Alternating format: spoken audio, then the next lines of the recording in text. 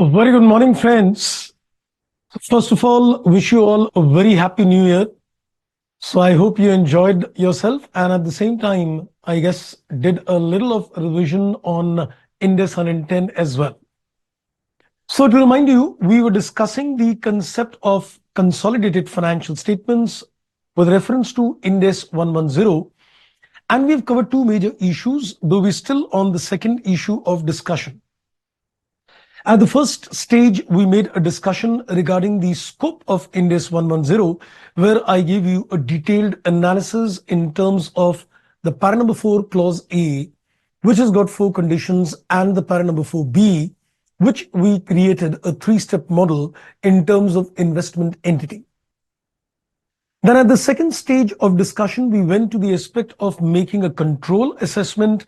And as I pinpointed, the control assessment which is given under Index 110 is not a rule-based assessment, but it is supposed to be a principle-based assessment. And we converted this into, again, a 3-step model discussing, number one, the step number 1, that is power, which has got 3 sub-steps, I would say. Then step number 2, where we're looking in terms of exposure to variable returns. And the step number 3, which is linking the concept of power as well as the exposure of variable return. So we did a couple of inputs, a lot of examples in terms of the concept of power, understanding, first of all, the concept of what is existing rights. And then we did the understanding of what is a current ability and what are the relevant activities. Now, there is another aspect of control before we go to a little comprehensive question with you, because one of the questions which I remember came in RTP, and that was a comprehensive question in terms of making an assessment of control, though I don't remember that there is any question which has come in the examination so far. But this was one wonderful question in the RTP revisionary test paper, which is a comprehensive question with reference to the control assessment. But I think before we go to that particular question, I am going to give you another facet of a control assessment. And that is, what we have focused so far is the control assessment when you've got, let's say, voting rights. Though we've seen cases where we've got less than majority voting rights, and we've seen the permutation combinations where the control assessment is done. Okay, so I think let's do one thing. Let's first give you a very quick recap in 2 to 3 minutes time as far as the control assessment we have done. And then I'm going to take a little changeover in terms of control assessment, which is going to be based on decision-making rights. You heard me correct. We've done the control assessment on voting rights.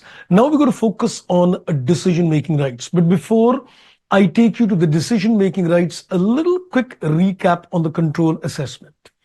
So at the first instance, let's do a quick inputs. Let's quickly make a small little mind map. Though I believe you've already made your revisions as well, but just to be on a very safe side, I think I'm doing a quick discussions of things with you. Okay, so let's begin the journey. So good morning to all of you once again, and of course, I wish you a very happy new year as well. Now, when we were looking at the concept of a control assessment,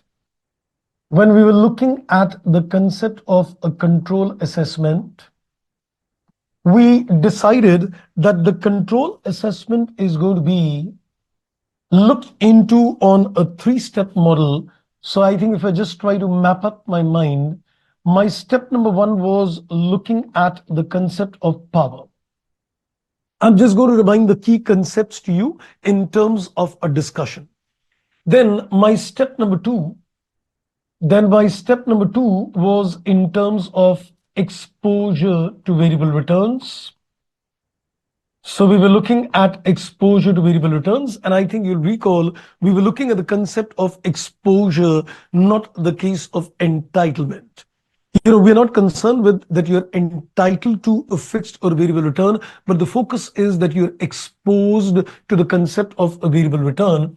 And then we said there is a step number 3, which is considering a linkage in terms of power as well as the exposure to variable return. So to quickly go through the insights, when we came to the concept of step number 1, that is the concept of power, we made the inputs that there are sub steps. So let's call it as step number 1A, where we looked at the concept of what we call existing rights. Then there was step number 1B, where we looked at the concept of, after the existing rights, we looked at the concept of current ability, CA, and then we looked at the step number 1C, and that is relevant activities.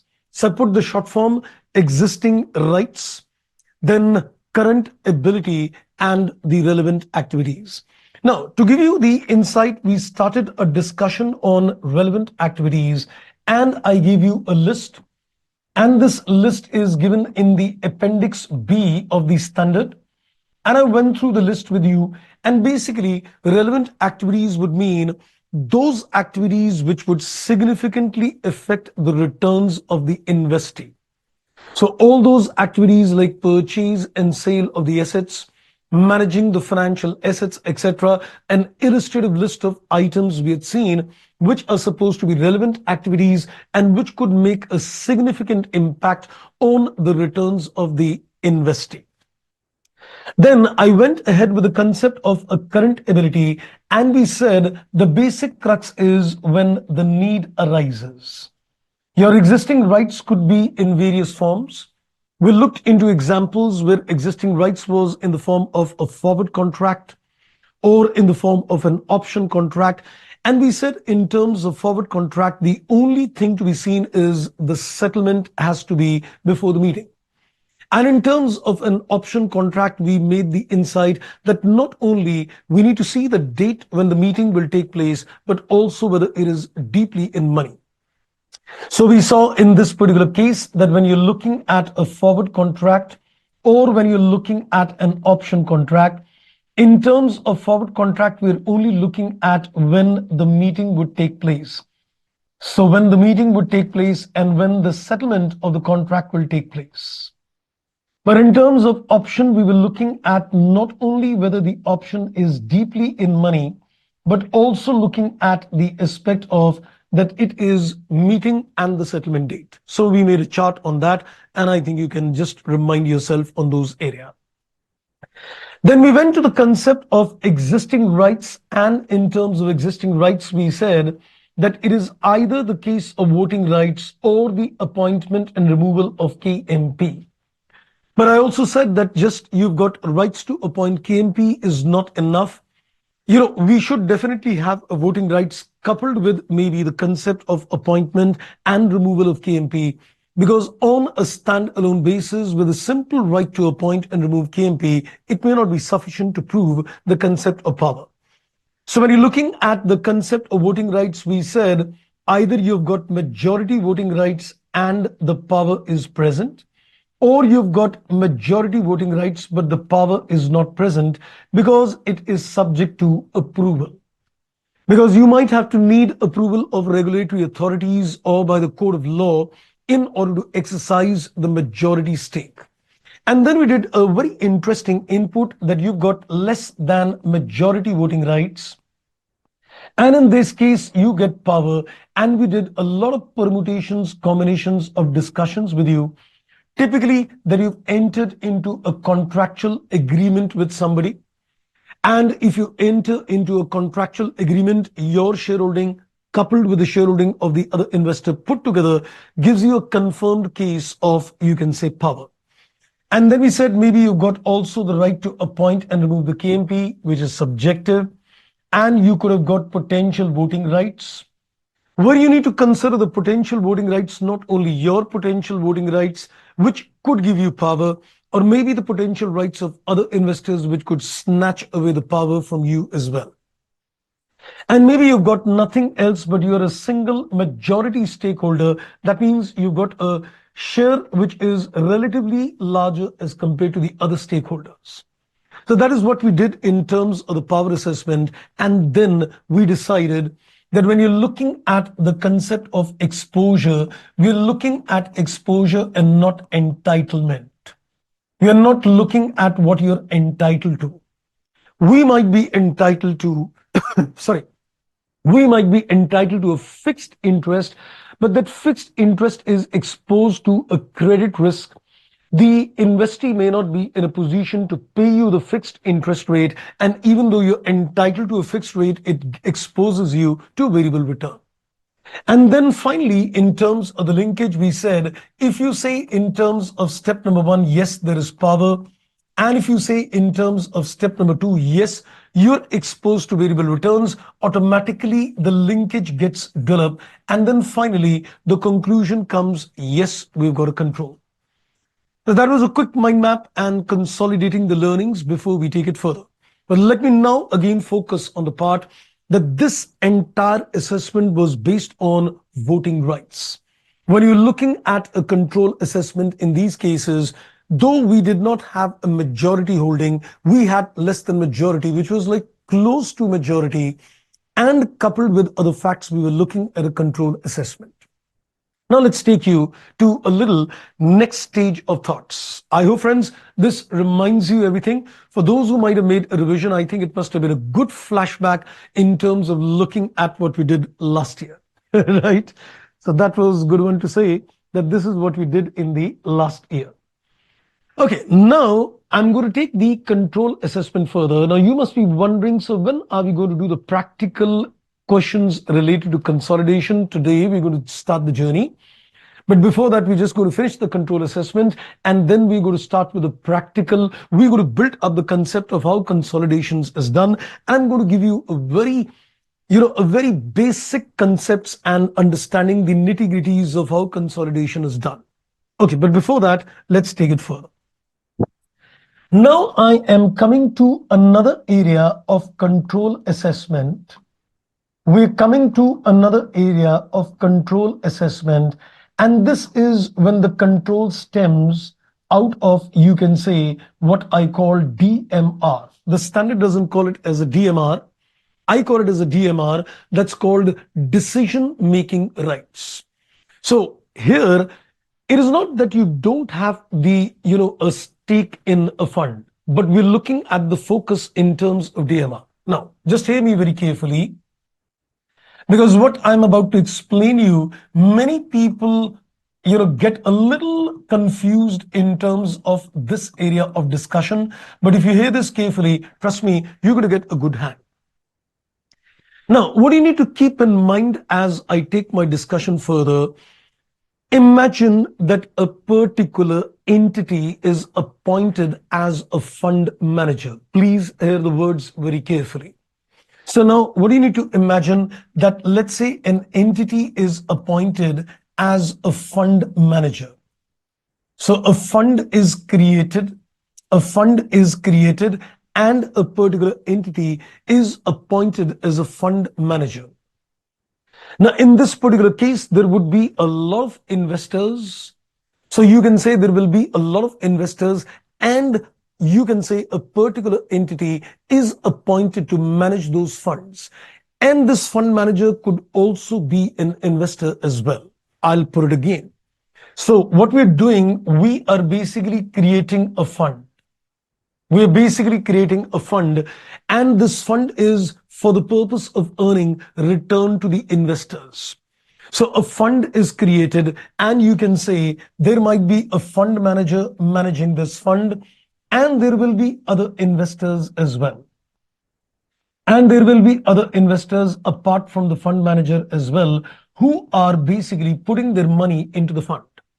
So you can say the distinction is that he is also an investor, but he's managing the fund. And there are other investors, and they've entrusted the management of the funds to the fund manager. So we're looking at now whether this fund manager is acting as a principal or is acting as an agent. So there will be parameters of control assessment where we will make an assessment whether he acts as a principal or an agent. So we need to make an assessment that this fund manager is supposed to be acting as a principal or is he acting as an agent. If I am able to prove that he's acting as a principal, then I would say he's got control. But if I say that he's acting as an agent, then in this particular case, we will say he's got no control. So let me, I think, put the chain once again. Now, in this particular case, as I said, the focus is not in terms of voting rights. Because as a fund manager, he would also be an investor. He may or may not be an investor to the fund, but his percentage stake in terms of the investment may not be very large. So in this particular case, you can say, let's say a couple of investors come together and create a fund. And they appoint one other person to manage the funds as well, who's going to be called as a fund manager. So basically, this fund manager is going to be entrusted in terms of taking a lot of decisions regarding the funds. Please mind every word of what I'm saying. So in this particular case, the fund manager is entrusted in terms of taking decisions with regard to the fund. So we would be making an assessment that if this fund manager is given decision-making rights, so once he gets a decision-making rights to manage the funds, is he managing this fund as a principal? Then he's got a control. And if he's acting as an agent, then there is no control. Now, how would we make an assessment whether he acts as a principal or whether he acts as an agent in this particular case would depend upon, again, the same concept. The assessment of a power, the assessment of exposure to variable returns, and then looking at the linkage between the two. Now, let me take it further and give you some more insight. So in this particular case, when I am looking at the concept of power, it'll become more clear when I come to the illustrations with you, where you'll be able to understand it better. But I need to first give you some basic thought in terms of things. So when I'm looking in terms of the concept of power, I will look at two things. I will look at what we can say is the decision-making rights of the fund manager. We will look into the decision-making rights of the fund manager. Now, when you're going to look at the decision-making rights of the fund manager, I would say there are two kinds of assessment which could result in. Number one, the decision-making rights is supposed to be wide. That means the fund manager has got a wide, you can say, discretion in terms of taking decisions, in terms of which securities he's going to invest in the fund, and he's got a wide discretion in terms of taking decisions. Or it may happen that this fund manager has got, decision-making rights which are narrow in nature. So when we're going to make an assessment of the decision-making rights, we can say the decision-making rights is either wide, or we will say the decision-making rights are narrow in nature. Now, how would we make a decision whether his decision-making rights are wide or narrow? Don't worry, we will see that in a practical illustration, but you need to just keep a map in your mind that when you're looking at the decision-making rights of this fund manager, you need to reach a conclusion that is the decision-making rights wide or is it narrow in nature? In order to prove that he is going to get a control, it is necessary that we should be able to prove that his decision-making rights are wide in nature. He's got a wide discretionary power in terms of taking decisions regarding the fund where the money is to be invested. He may be required to work within a certain mandate. There might be certain mandate within which he has to work, but giving him a certain mandate does not mean that he cannot have a discretionary rights in terms of taking decision. So for example, the investors may decide that this fund money is going to be invested, let's say, typically in the infrastructure sector. So they may mandate that this fund is going to invest money only, let's say, in the infrastructure sector. But that doesn't mean that the decision-making rights of this fund manager becomes narrow. He's given a mandate of investing in an infrastructure, but within the infrastructure companies, which companies he's going to invest, how much amount he's going to invest in each company is something which he can have a complete discretion. So giving him an overall mandate would not restrict his decision-making rights. We would still see that even if he's given an overall mandate, but he's got a discretion of which companies to invest within those infrastructure companies, how much money is he going to invest in those companies, he's got a wide discretionary power. Then we can say, yes, in this particular case, when you're looking at the DMR, it is white. But when you're looking at the rights of the fund manager, it is also important to look at what we call the removal rights. It is also important to look at the removal rights of other investors. It is also important to look at the removal rights of the other investors. I know, friends, at this stage, you must be feeling, so this is getting a little technical and we're not able to create much image out of it. I know if you've not seen this in a practical life scenario, then this could be sounding a little typical, but don't worry. Once we do a practical illustration and I consolidate the entire inputs, trust me, you're going to get a definite hang on it. So don't worry, even if you're able to understand, let's say like 50-60% of what I'm saying at this stage, it's okay. It's perfectly okay. So when you're looking at the decision-making rights of the fund manager, along with this, you should also look at what we call the removal rights of the other investors. Now, as I said that it is the investors put together, the fund manager is also an investor, and there are other investors who have entrusted this fund manager to take decisions regarding the fund, to manage this particular fund. But at the same time, these other investors may have the right to remove him from the status of a fund manager, which means that the removal rights of the other investors could, be heavy upon the decision-making rights of the fund manager. We need to see that these other investors have got removal rights, which is either substantive or it is protective in nature. So we're going to see that their removal rights is something which is substantive. When I say substantive, it means something which is major, or it is something which is protective in nature. It is something which is protective in nature. Now, when I say that their removal rights are going to be substantive in nature, this means that they could easily remove the fund manager and appoint another fund manager in his place. Now, if their removal rights become substantive in nature, then I would say that his decision-making rights would get diluted in that particular case. So it is important that as a fund manager is got wide discretion to take decisions. At the same time, the removal rights of other people should be protective in nature. They should be able to remove the fund manager only in a situation where they feel that their interest is getting, disturbed. So when they know that this fund manager is not acting in the interest of all the investors, then they feel that in order to protect their own interest, they want to remove him.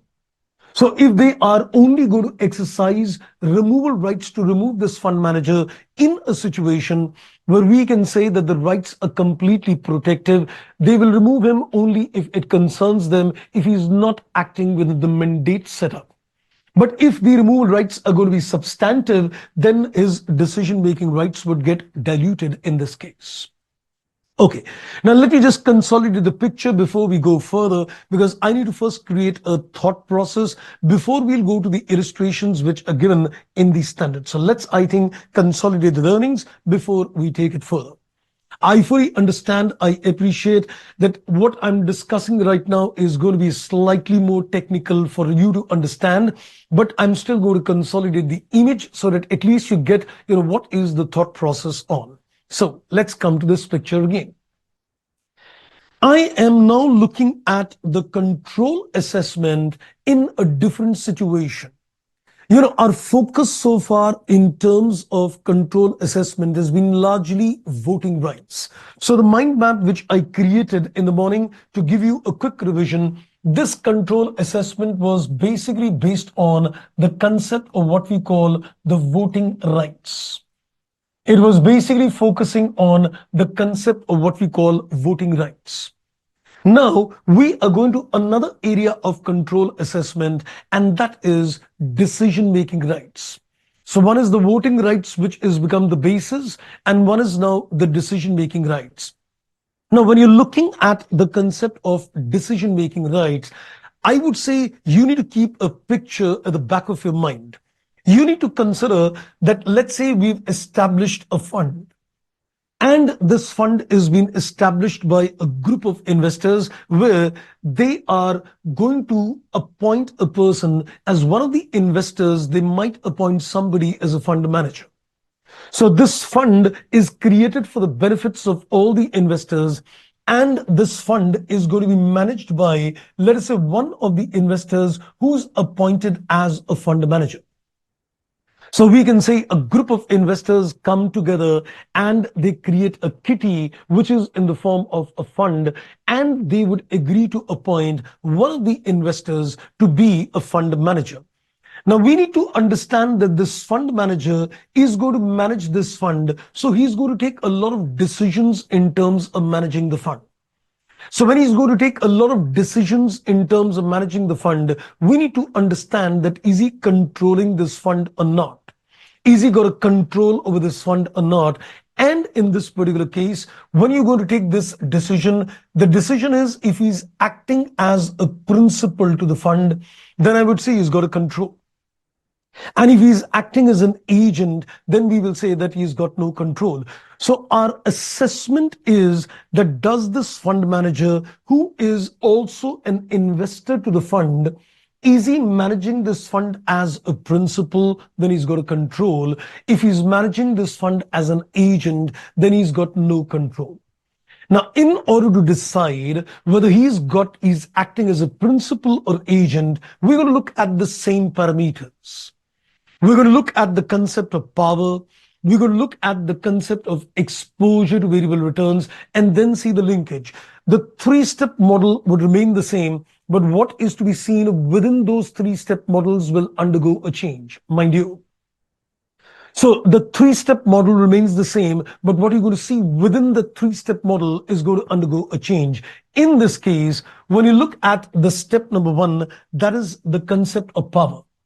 When you're looking in terms of the step number one, that is the concept of power, we are going to look at, you can say, the rights of both the fund manager as well as the rights of the other investors, because the fund manager is also the investor and there are other investors. So we look at the rights of both the people. In terms of power, we need to evaluate the rights of the fund manager in terms of taking decision. So we're going to look at what I call a DMR, the decision-making rights of the fund manager. Now, when I say decision-making rights of the fund manager, it means that what kind of discretion he has got in terms of investing in the fund.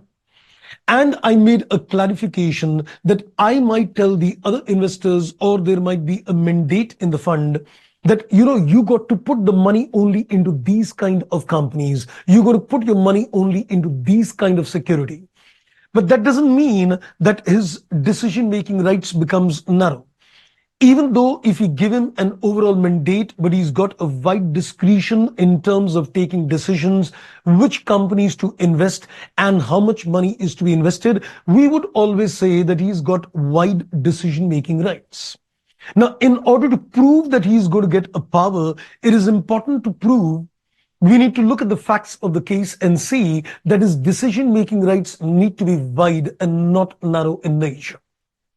Because the moment it becomes narrow in nature, it will be difficult for us to prove the concept of power and the concept of control. So what kind of permutation combinations would lead to a control or not, that we're going to see later. Next. Not only you're going to look at the decision-making rights of the fund manager, but you also need to look at the rights of the other investors. Because the other investors have entrusted this fund manager to take decisions on their behalf. But at the same time, if they feel that their interest is getting, affected, they may remove him from a fund manager's position. So we need to see that when the other investors have got a removal right of removing this fund manager from a fund manager's position, we need to see what kind of removal rights they've got. Is it something which is major, what we call substantive, or is it something which is protective in nature? Protective means that they're going to remove the fund manager only in a circumstance where they feel that their rights are getting affected, and they would act and say that let's change the fund manager and appoint somebody else in its place. In order to prove the concept of power, more or less you can say the combination should be that I should lead to a conclusion that the fund manager's decision-making rights are wide, coupled with the fact that the other investor's right to remove is protected. If I'm able to prove that the decision-making rights of the fund manager is wide, and I'm able to prove that the removal rights of other investors are protected, I would say, yes, there is a power. I'm sure with this quick revision, you would have got some more idea, a more confidence in terms of what we're doing. Though once we come to the practical illustration, we'll become more clear. Okay, Kriti, you said, so if less than majority voting rights, potential voting rights exposure is yes, then is it because their convertible debentures will be converted into ordinary shares, or because that there is a credit risk for the fixed deposit? Well, as we said, in terms of potential voting rights, there are two things which are important. One is that it is something which will definitely get exercised. The potential voting rights need to be deeply in money in order to prove that, yes, they will be exercised. And of course, they are going to be exercised before the meeting takes place. That is for the power assessment. In terms of the exposure to variable returns, these potential voting rights, as I said, might be giving you a fixed interest. But we said that we're looking at in step number 2, not that what you're entitled to, but we're looking at what you're exposed to. I am getting a fixed salary, or I am getting a fixed interest. That is what I'm entitled to. But will the other person be able to pay me the fixed amount in terms of interest or the fixed salary?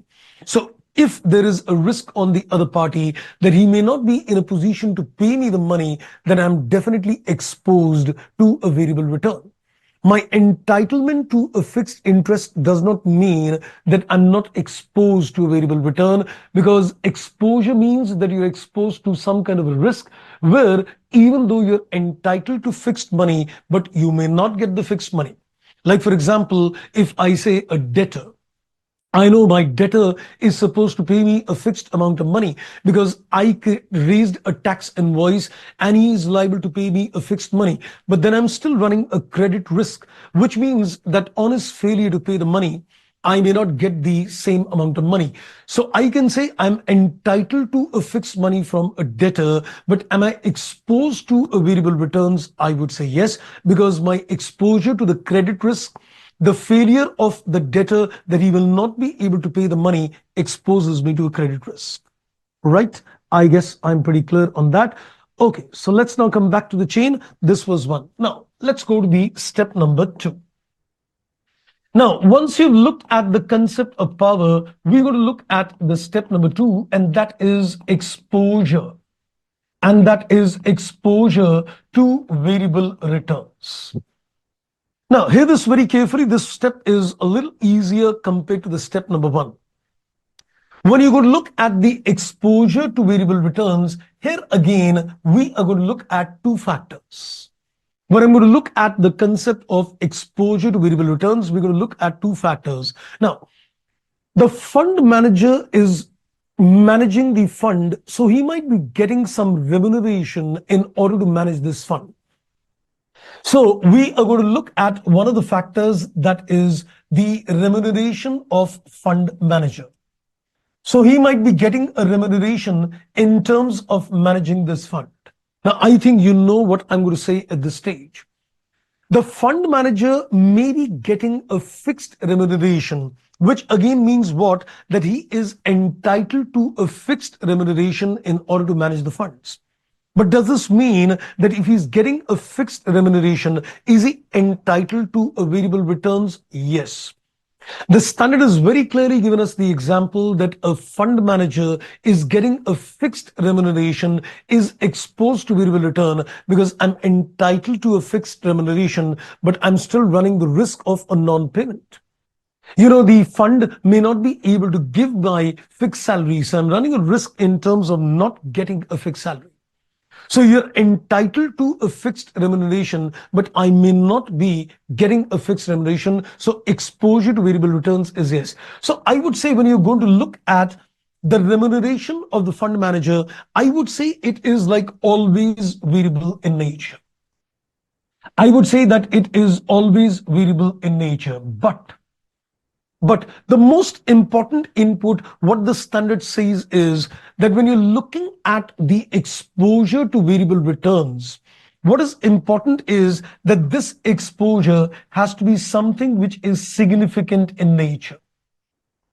The standard very clearly says that the exposure to variable returns of the fund manager has to be significant in nature. So even if your remuneration is considered to be an exposure to variable returns on a standalone basis, you can never conclude that this gives you an exposure of a significant level.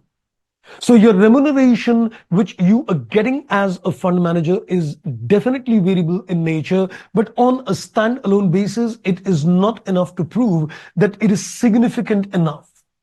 So what we need to do, we need to look at the other parameters, and along with this other parameters, we are going to look at what is the percentage stake of fund manager.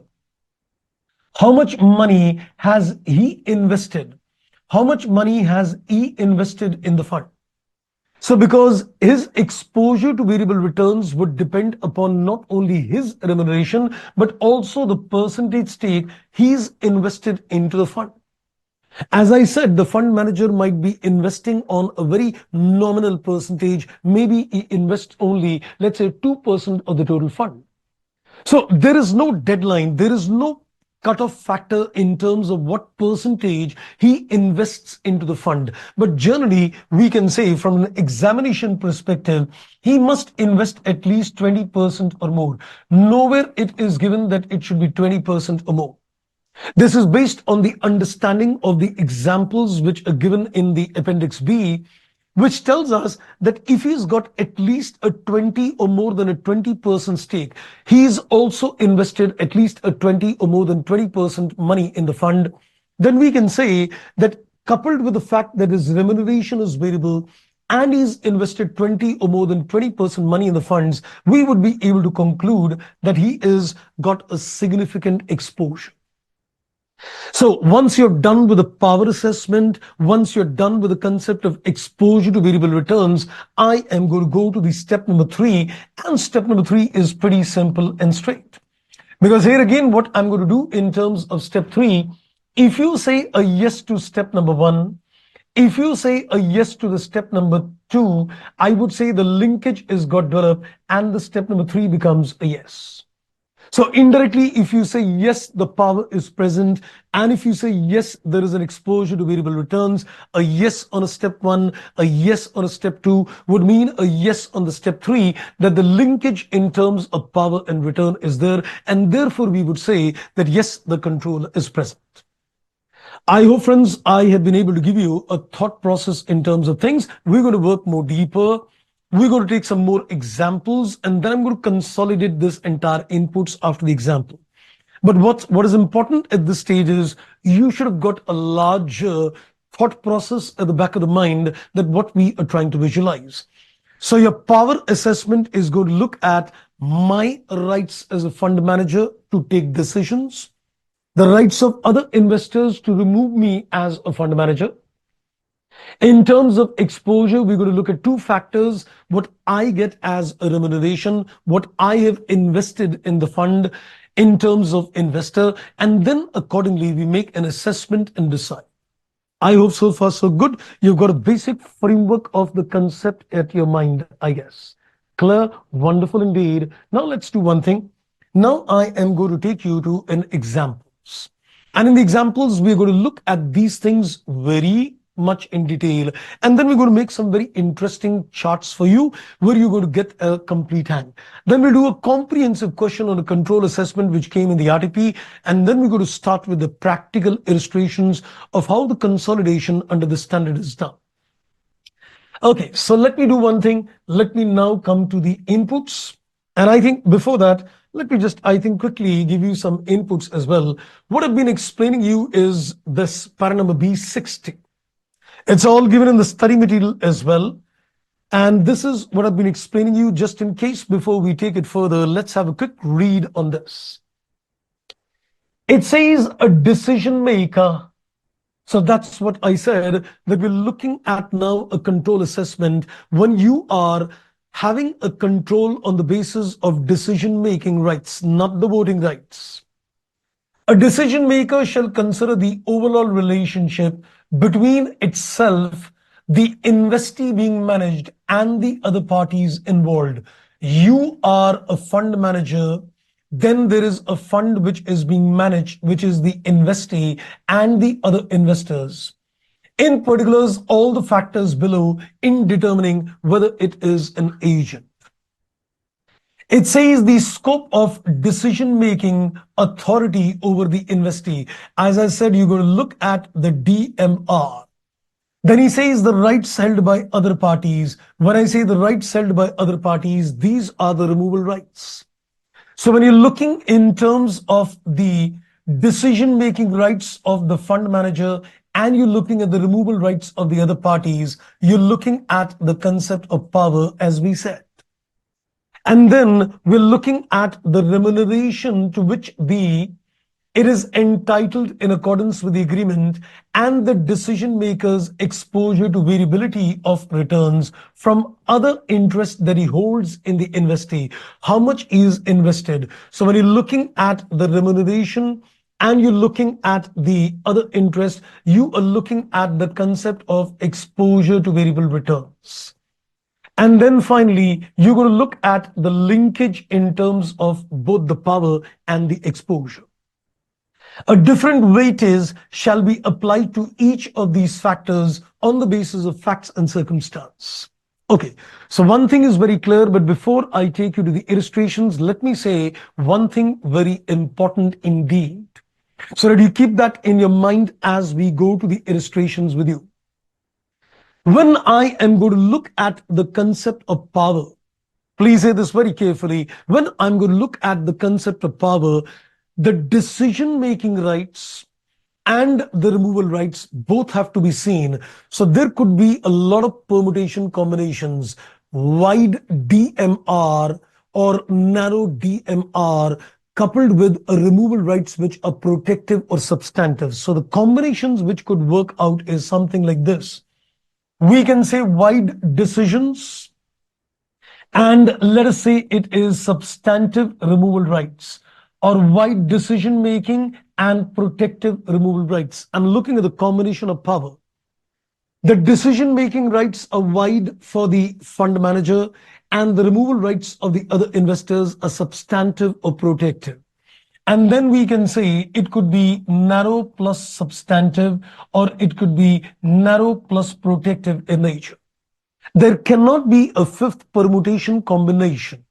So you need to read the illustration and see that is the decision making wide, coupled with either it is removal rights substantive or protective, or it is narrow, coupled with the fact that it is substantive and protective. So let me give you a basic insight of how you're going to take a decision.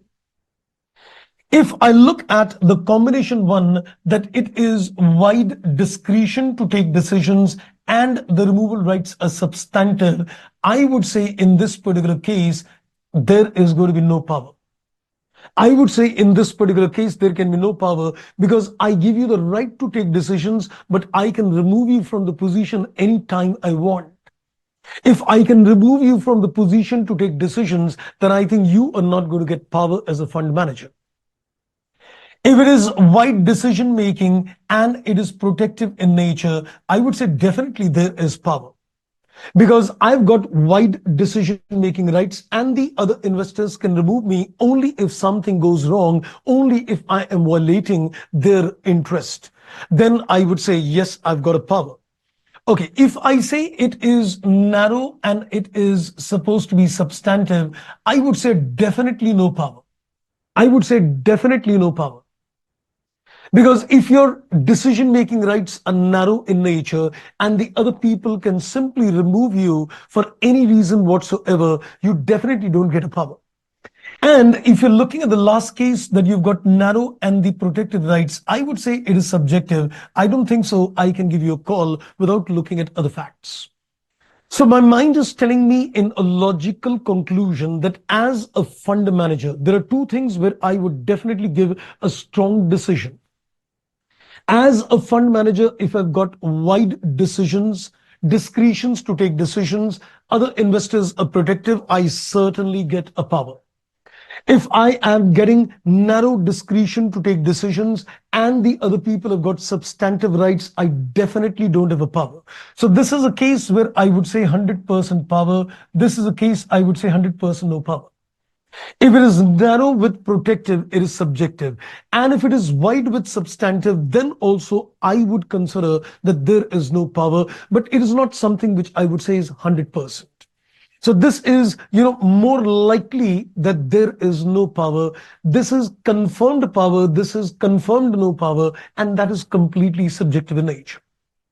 Next, when you're looking at the concept of this remuneration, I think remuneration is something which I'm not going to apply much mind. The moment a particular fund manager is getting a remuneration, I will assume that even if he's getting a fixed fee, it is variable exposure. So this is something which will not need any assessment. I will always assume it is variable in nature. There is nothing to be evaluated. So in terms of the exposure, the only factor which you need to evaluate is the percentage stake he has got in the fund manager.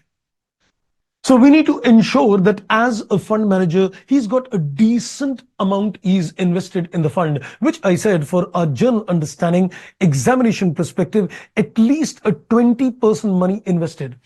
Unless he makes a 20% investment in the fund, it is not good enough to prove a significant exposure in this case.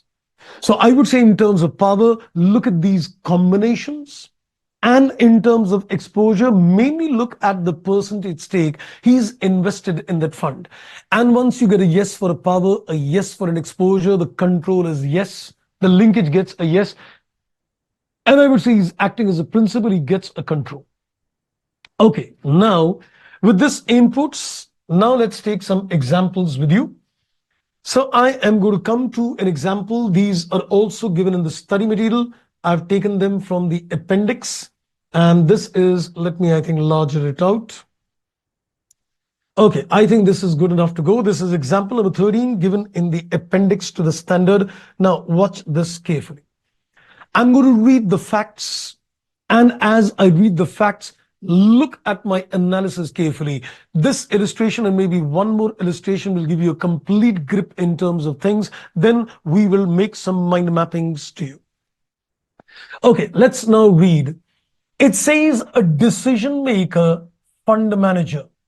As I said, when you're looking at a control assessment in terms of decision-making rights, you're looking at a fund manager appointed to manage a fund on behalf of other investors. A decision maker establishes, markets, and manages a publicly traded, regulated fund according to narrowly defined parameters which is set out in the investment mandate required by the local laws and regulations. Now, naturally, once you read this sentence, what comes to the mind is the DMR is narrow. Please don't make a conclusion at this stage. If you remember, I said that even if you are given certain defined parameters to work upon, it doesn't mean that decision-making rights are narrow in nature. If within those defined parameters, I've got a complete discretion to take decisions, my DMR is going to be wide. It says the fund was marketed to investors as an investment in a diversified portfolio of equity securities which are publicly traded. Now see what it says. Within the defined parameters, the fund manager has got a discretion about the assets in which to invest. So notice when he kicks off the inputs, he tells you that there is a narrowly defined parameter. Well, that does not mean that the decision-making rights is narrow. When he tells me that within those defined parameters, the manager has got a discretion about the assets to invest. So he's got a complete discretion of which assets is he going to invest. So if I were to apply the concept of power and I want to look into the fact that what is the decision making rights of the fund manager, I would say it is wide. I would say it is wide. So one parameter is done. Now I also need to see the removal rights of the other investors. And in terms of exposure to variable returns, in terms of exposure to variable returns, we need to see the remuneration he is getting as a fund manager. And we also need to consider what is the percentage stake he's invested in the fund. On that basis, we are going to conclude whether there is a control or not. Let's read further. It says the fund manager has made a 10% pro rata investment in the fund. So he has made an investment to the extent of 10%. I think I don't need to read the things further. You would have also made a conclusion. As I said, you need to get a significant exposure to variable returns as a fund manager. By investing only 10% money in the fund, the exposure may not be considered significant enough. So in this particular case, I can definitely say that it is not significant enough because investing merely a 10% would not mean that you're investing a significant percentage. But let's still read further. And he receives a market-based fee for services equal to 1% of the net asset value of the fund. The fees is commensurate with the services provided. Now, it's very clearly given that he is getting a remuneration which is 1% of the NAV. So whatever is the net asset value of the fund, he gets a remuneration which is 1%. It's a fixed fee. But as I said, even if you get a fixed fee, it'll always be considered that it is variable in nature. Getting a fixed fee is entitlement, but exposure would definitely be variable. So remuneration he's getting is 1% of the NAV, and this will definitely be considered variable in nature. But as I said, the remuneration on a standalone basis will never be significantly variable. Your stake as a fund manager in the fund is also important. So I think at this stage, I can definitely say, if you ask me, is the exposure to variable returns significant? No. So even if you say a yes to the concept of power, I don't think so it would make any difference, because if the power is a yes, the exposure is a no, the linkage is a no. Let's read further. So it says the fund manager does not have any obligations to fund losses beyond 10%. The fund is not required to establish and has not established an independent board of directors. Now it says the investors do not hold any substantive rights that would affect the decision-making authority of the fund manager, but can redeem their interest within particular limits set by the fund. He's very clear that the investors do not have any substantive rights. So in terms of the removal rights of the other people, we can say that seems to be protective in nature, because it says it is not substantive in nature. If they do not have substantive, you can say removal rights, we can say it is protective. Now look at this combination and see that does he get a power or not. The decision-making rights are wide and the other investors have got protective rights to remove him. So I would say yes, power is definitely a yes.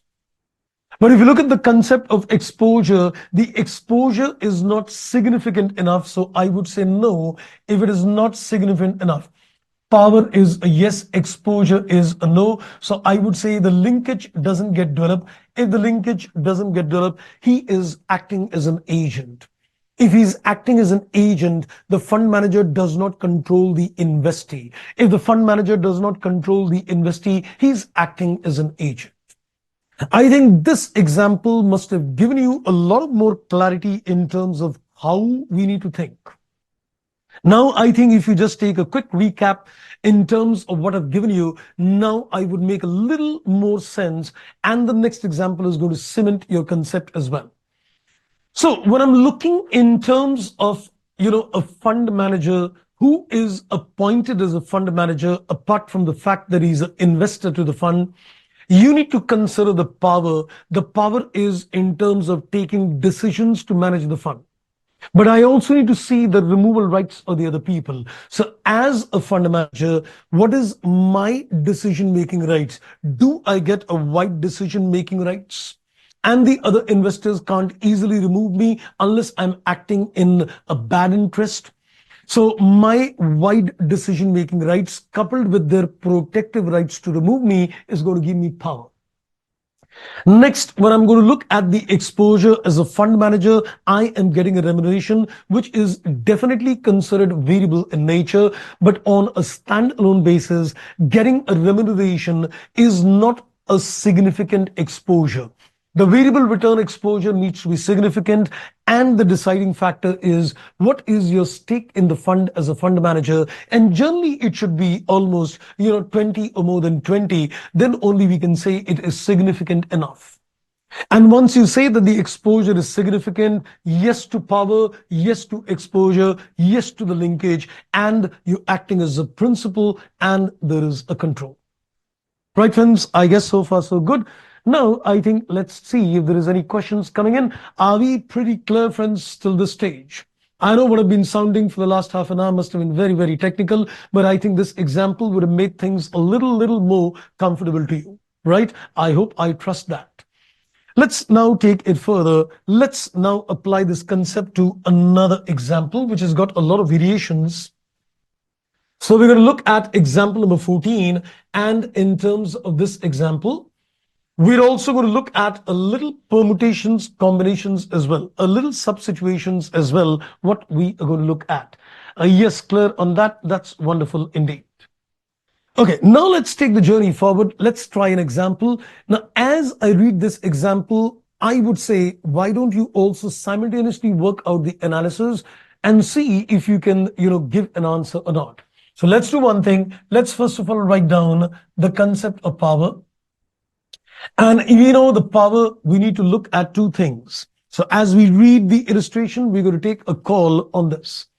We're going to look at the decision-making rights of the fund manager and the removal rights of the other investor. And then in terms of exposure to variable returns, I'm going to look at the remuneration which he's getting as a fund manager. I'm also going to look at the percentage stake he has got in the fund. And accordingly, we're going to see the linkage and decide things. Let's read. Now, there are certain inputs which are given in this example, which is common to the three situations we'll discuss, because this example has got three situations A, B, C. The certain inputs which are given in this question is common to all situations. Then certain specific situations will give you other data. Let's read. It says a decision maker establishes, markets, and manages a funds that provides. So it says a decision maker establishes, markets, and manages a funds that provides investment opportunities to a number of investors. The decision maker, the fund manager, must make decisions in the best interest of all investors and in accordance with the fund governing agreements. So don't get, enamored with the fact that he needs to take a decision in accordance with the governing agreements. That's okay. As I said, an overall mandate cannot dilute your decision-making rights. See what it says, nonetheless, the fund manager has got a wide decision-making discretion. He's got a wide decision-making discretion. I think you would have got the point that in terms of decision-making rights I am given, it is wide. So as you read, keep marking the inputs and life is jingalala. It says the fund manager receives a market-based fee, which is 1% of the assets under management and 20% of all the profits if a specified profit level is achieved. He is getting a remuneration which is 1% of the assets managed and 20% of the profits if they reach a certain specified level. Remuneration is always variable in nature. even though he's getting a fixed return, which is 1% of the assets managed, 20% of the profit, doesn't make a difference. Exposure to variable return is definitely there. Okay, then this part is done. Now we are going to look at situation A, situation B, and C. So this is done. I'm now going to take you to the situation number A. So let's go further. Let's have a look at the example number A now. So we're going to look at the example number A. Let me just slightly shift it out there. Okay, so that my analysis is out there. Now let's have a look at the situation A. Example number 14A is on the, example number 14A is on the agenda. Slightly. Okay, I think that's good to go. Okay, now we're going to look at the example that is 14A, specific situation. So we're going to basically look at the removal rights and the percentage stake and decide, and let's see. The fund manager is also got a 2% investment in the fund. I don't think so. I am reading anything further. Let's get your call, friends. Even if I don't read it further, you've got a 2% stake in the fund. Do you think the exposure is significant enough to prove the concept that you're exposed to variable returns? You know the answer, no. So can I say it is not significant in nature? So even if your conclusion to power comes whatever, because if you're looking at the concept of power, whether the power is there or not, since exposure is not significant, the linkage cannot be developed and therefore the control cannot take place. Simple. But let's still read it. So it says the fund manager has also got a 2% investment in the fund that aligns with the interest of other investors. The fund manager does not have any obligation to fund losses beyond 2%. The investors can remove the fund manager by a simple majority, but only for a breach of contract. The other investors can remove the fund manager, but they says it is only for a breach of contract. It is only if it doesn't act in the interest of the other investors, they feel that it's time to remove him. So what is the nature of the removal rights? You know, it is protective in nature. You know, it is protective in nature because the removal rights will be exercised only when we say that there is a breach of contract. So let's have a look at the concept of power. A wide decision-making rights coupled with a protective rights would definitely say a yes to the concept of power. As I said earlier, a combination of a wide and a protective removal rights will be a certain case saying a definite yes for a power. So power is a yes, but the variable returns is a no. So I would say in terms of the linkage, it is no. So there is no control. He's acting as an agent in this case. I'm sure I would have got answers from your side as well. Okay, that's right. Wonderful indeed. That's right, Tanisha. Okay, I think Shruti, you've got a question. So with respect to wide and narrow concept, if he gets two funds to manage and on one fund he gets a full control, however, on another fund he does not get a full control, then what would happen? Well, we are looking at the control assessment in terms of each fund he manages. Because when you're going to manage different funds, you are going to create a separate entity for these particular funds. So you're going to make a separate analysis for each funds and make separate conclusions regarding whether you act as a principal or agent or not, right? Okay, so this was good. I think now we're going to more situations. Let's have a look at example number 14B. So in terms of example number 14B, I guess first of all, what I'm going to do, I'm going to first of all conduct the analysis. So when you start with the inputs, you need to consider, okay, I think Kriti, you've got a question. If investor, which is also a fund manager, has power in terms of voting rights, then there is no need to do a control assessment in terms of DMR. Well, generally, when you go to look at the case of a fund manager in a practical life situations, getting a major stake in terms of any kind of voting rights is not possible. Because When you're looking at a fund, in this particular case, in terms of fund, what happens that you will be basically acting as an investor in the fund. It's not going to be something which you can say is equity. You're going to get something which is called units in those funds. So unlike a concept of voting rights where the control stems out of ordinary shares, but in terms of this kind of fund management concept, the concept is that an entity which is created is got units.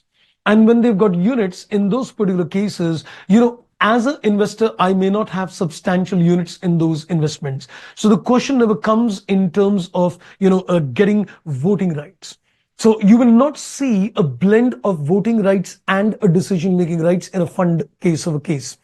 When you're looking at a fund, you will only see decision-making rights. You cannot have a look at voting rights in those cases, right? I guess you got your answer, Kriti. So trust me, in a given situation, when you're looking at a normal company, voting rights would be the basis of control. And when you're looking at a fund, you will never see the voting rights presence. It'll always be on the basis of DMR. That you are managing a fund and this company will not have equity shares. This company will have basically, you can say, units, which will have an NAV, something like a mutual fund where in case of a mutual fund company does not get a share capital, but they issue units to the investors.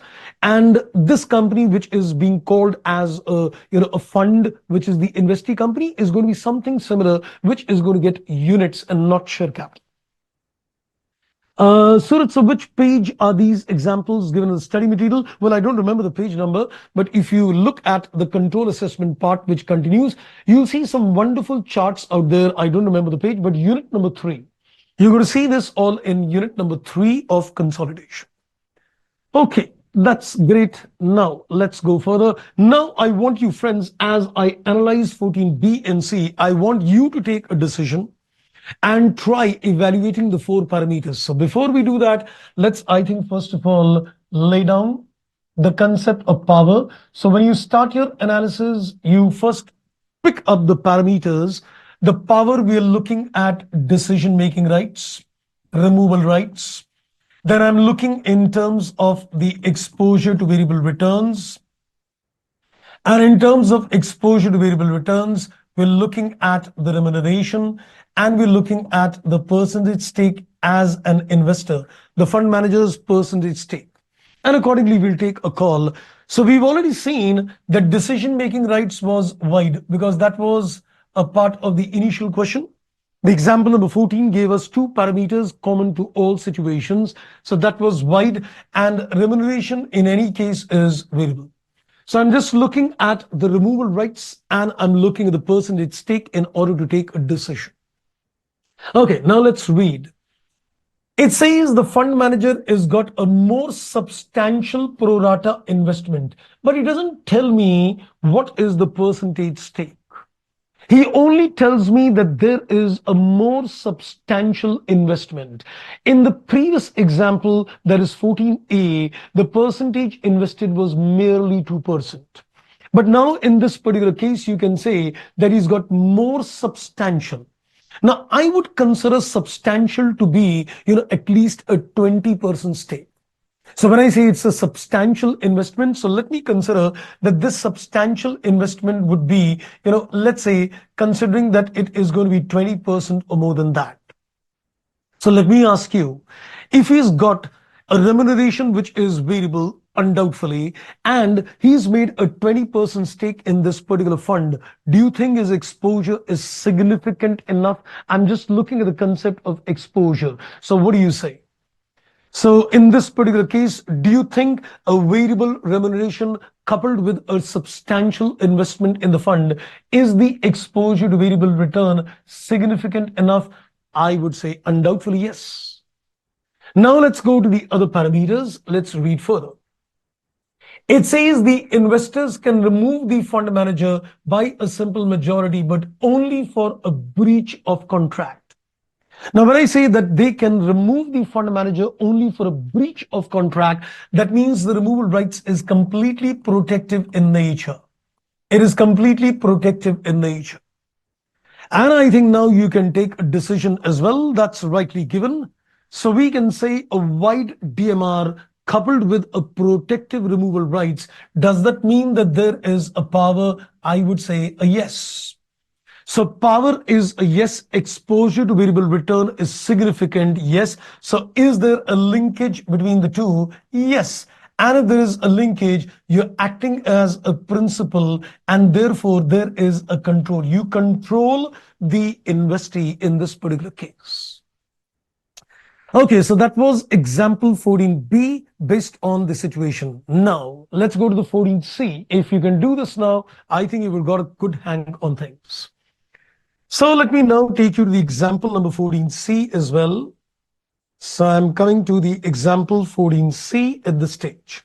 So let me do my analysis on 14C. We're going to consider the concept of power, where we're looking at decision-making rights and the concept of removal rights. The easy way in terms of doing things is that you simply, first of all, make your conclusion, write down the parameters of power and exposure, and then take a decision. So once you go to revise all this, trust me, you'll find that this is also equally easy. So exposure in terms of remuneration and the percentage stake in the fund, and then we'll decide a linkage. So let me start reading the facts in 14C. But before that, a common situation.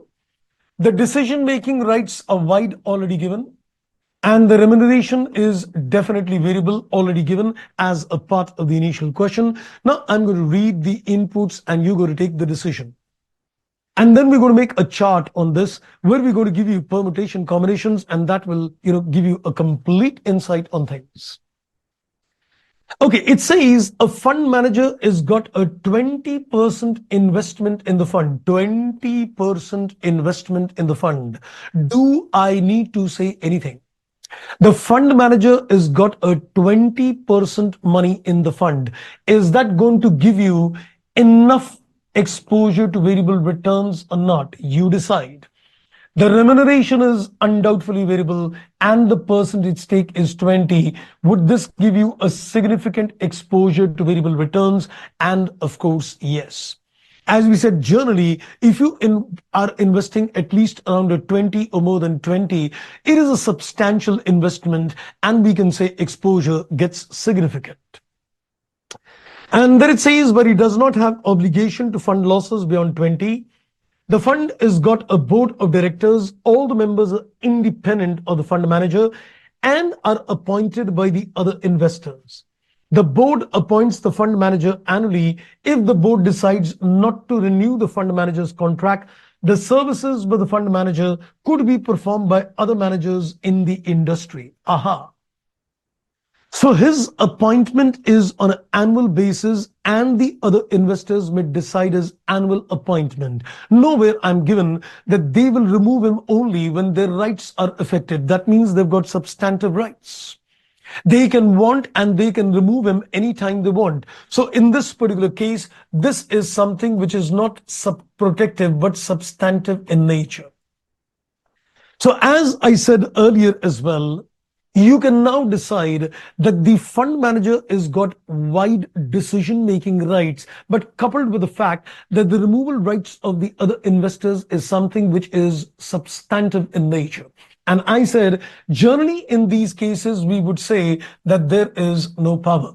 Because you may have wide discretions to take decision, but the removal rights of other people is going to be, having a more weightage on you. And they could remove you at any point of time. Therefore, in this case, the power is missing. So we can say a power is a yes, power is a no, exposure is a yes. So if you look in terms of linkage, it is no. So you are acting as an agent, and therefore there is no control of the fund manager on this investee. Right, I think we got the correct answers on that. I think it's now right time to get your comfort zones, friends, on a scale of 10, because it would have been dangerous when I started off the discussion in the morning. At that time, you must have felt what is going on. But I think, patience and understanding the concept with examples is very important. So I want you to give yourself a comfort zone on this area on a scale of 10. So let me get your insights. And accordingly, I'm going to make my mind map as well. But before we make a mind map, I think maybe we can try one last question on this and then make a mind map on this area. Okay, I think we got correct answers from Tanisha, from Priti, from okay, others as well. Okay, that's wonderful indeed. So I think the conclusions are well drawn. Okay, so now I think let's maybe try a last question on this area. And I'm taking you to the example number 15. So once we're done with this particular example, I think we are done. Or maybe you can try this out. Okay, let's do it. Let's do a last example with you. So I'm looking at example 15. This is also given in the study material as well.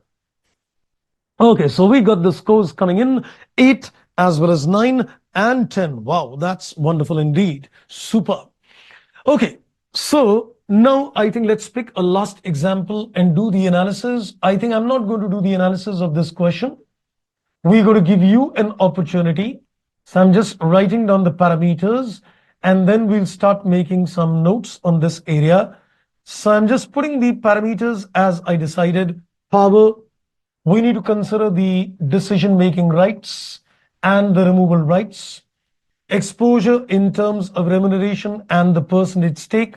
And on that basis, we go to take a call. So let me read.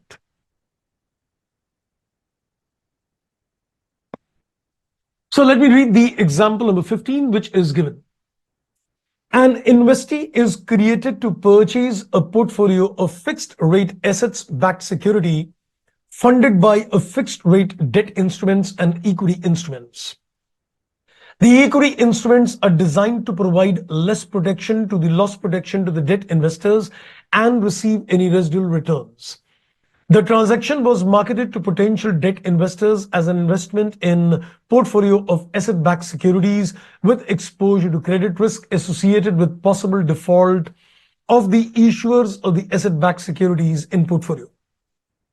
Okay, then it says on formation, the equity instruments represents 10% of the value of the assets. Now, we're coming to the main part where we're going to get some inputs.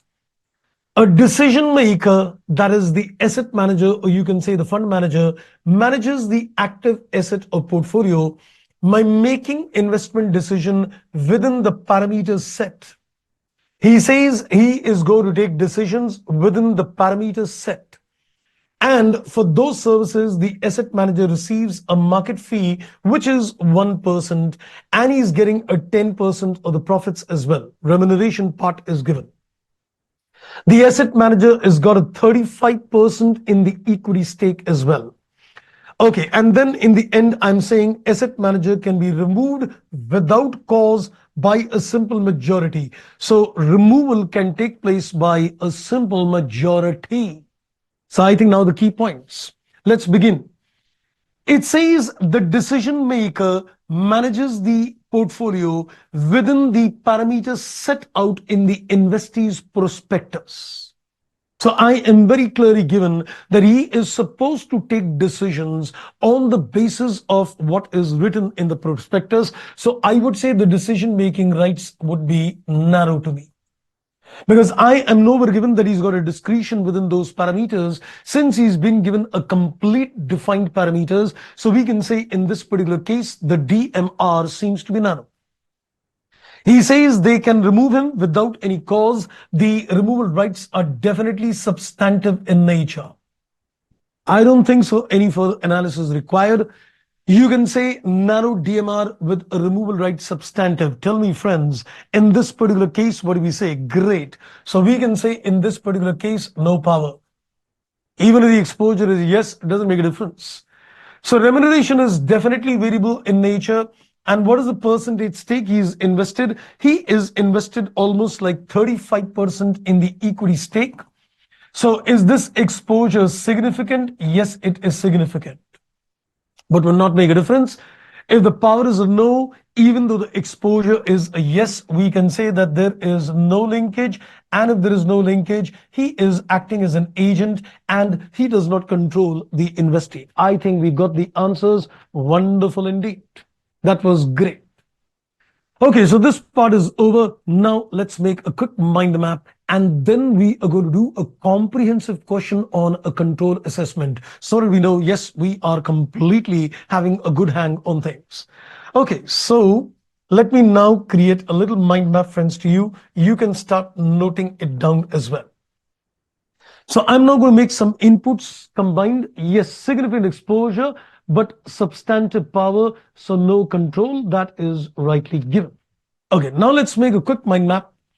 I'm now going to create some permutation combinations. Trust me, if you are able to answer the permutation combinations in this chart, I guess you are absolutely sorted on the control assessment on DMR. So let's make some mind map to you on this control assessment. I am making a chart. So we are going to look at different permutations combinations. So I am looking at the concept of power. And in terms of the concept of power, there are two elements. So let's create subcolumns. And also in terms of the exposure to variable returns, we're going to consider two columns. And then based on this, we will give a conclusion on the linkage part. So let me create the structure.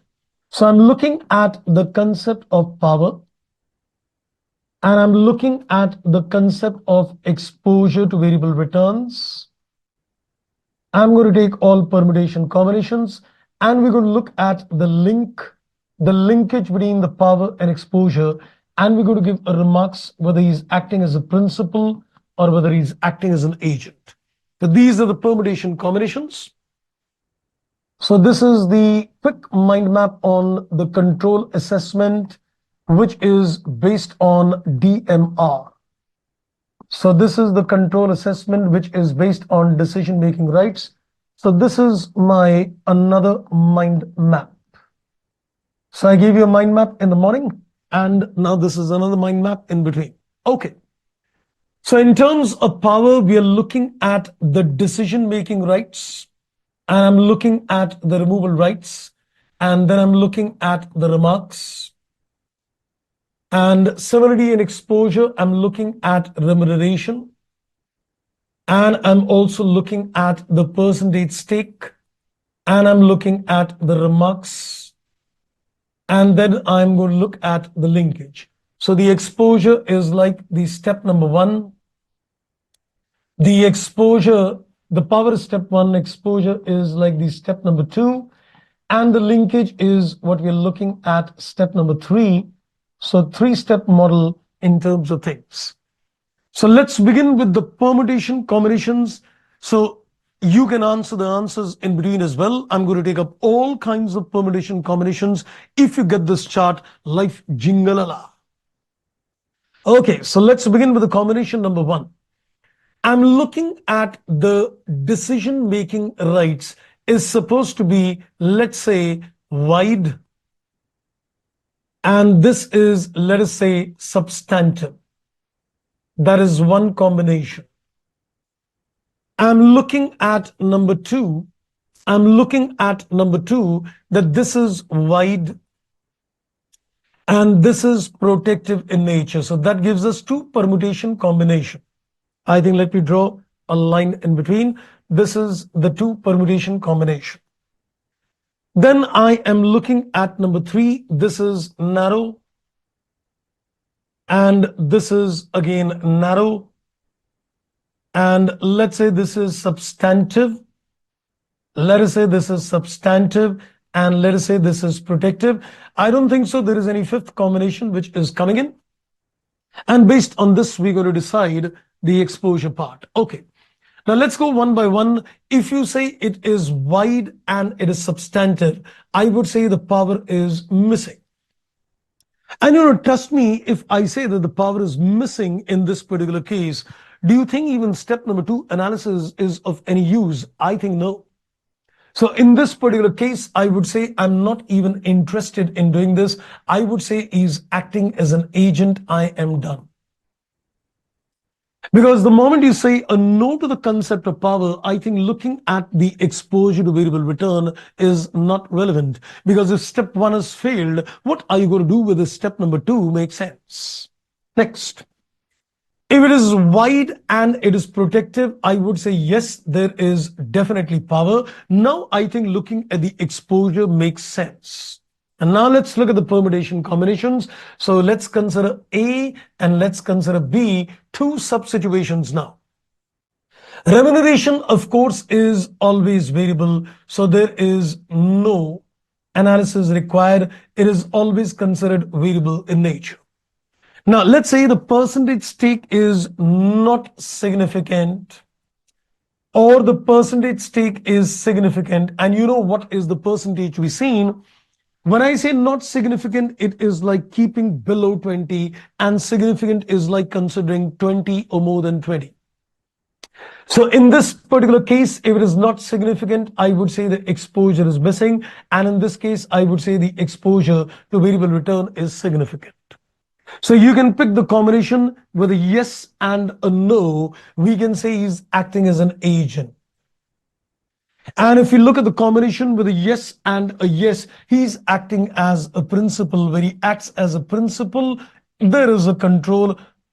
When he's acting as an agent, there is no control. I hope you're getting the complete picture, right? Okay, so now let's take it further. Let's go to the next permutation combination. When you're looking at it is narrow and substantive, I think in this particular case, again, there is no power because a removal rights being substantive. So I don't think so. I need any analysis. I don't need to look at the exposure to variable returns, and he's acting as an agent. Wow. Then let's consider that it is narrow and protective. I would say this is completely a subjective case. I don't think so. We can give any kind of conclusions. It is subjective. Oh, so you can see the moral of the story, and you can see there is only one and one case which confirms the concept that there is a control. If you say that it is wide with a protective rights combination one, coupled with the fact that there is a significant investment, this is the only and the only case where you will get a control as a principle. Any other permutation combination is either subjective or it is agent. So we can say moral of the story, you've got wide decisions, one, removal rights protective, significant exposure because of more than 20% stake in the investment gives you a significant exposure and you get a control. I think this particular combination chart would have given you a complete insight in terms of things. That was a summary of what we have done almost in the last 1.5 hours. Okay, that was great. I think this is done. Now we're going to go on a testing mode. So once we've understood the control assessment, now let's do one simple little question so that you feel absolutely comfortable. Then we'll start with the practical aspect of the standard. So I'm carrying that question with me, which came in the RTPs. So let me, I think, take you to that question which came in the RTP as well. So let me just take you to the question which I have picked up from the RTP. This question came in RTP May 2019, couple of years back. So this was RTP May 2019. Let me just, I think, first zoom it across. Now we're going to read this example with you. I guess good to go. So let me just, I think, keep it till this stage. I guess, is the visibility okay? You want me to zoom it further, friends? Maybe, I think there might be a need. And Shruti, so your permutation combination eliminates the possibles of any probable doubt. That's great. Thank you so much indeed. Tanisha, a superb summary. Thanks a lot. My pleasure. Thank you so much indeed. And Shruti, can we do a question on the last subjective, that is the fourth permutation? Well, there is no question. Even if you look at the examples which are given in the appendix to the standard, they don't give examples which are on a subjective assessment. So no question available on that area. Okay, you want me to zoom it a bit? Then I think I'll take it in two stages. Let's keep it like this. We'll go in two stages, one by one, not an issue. I think this should be good to go. Yes, I think that seems to be good to go. So let me now read. So I'm going to read the facts. I'm going to make some analysis as I read, and you're going to draw conclusions in terms of things. So let me read, and then you're going to draw conclusions on the control assessment. And trust me, you are going to find this question very easy. Because when the first time I saw this question in RTP May 19, I realized one thing, that people thought, oh my God, if this question comes in the exam, what we're going to do? But trust me, it's very easy, because if your concepts are correct, then I don't think so there is any problem. Okay, let's now read the facts given in the question. It says Angel adopted Ind AS with a transition date that is 1st April 17. So when it says the transition date is 1st April 17, well, we already know based on Ind AS 101 that if a company wants to adopt Ind AS, let us say from the year 1819, your transition date becomes 1st April of the previous year. So the company must have decided to apply Ind AS in the year 1819 with the comparatives of 1718 and a transition date which is 1st April 17. So they must be presenting the, you can say, financial statements for the year 1819 with the comparatives of 1718 and a third balance sheet on 1st April 17. So prior to the Ind AS adoption, it followed accounting standards notified under the Companies Accounting Standard Rules 2006 and hereafter referred as ICAI. It has made investment in equity shares of pharma, a listed company engaged in the business of pharmaceutical. Now, if you look at the percentage stake, we can see that Angel has got 21% stake in pharma.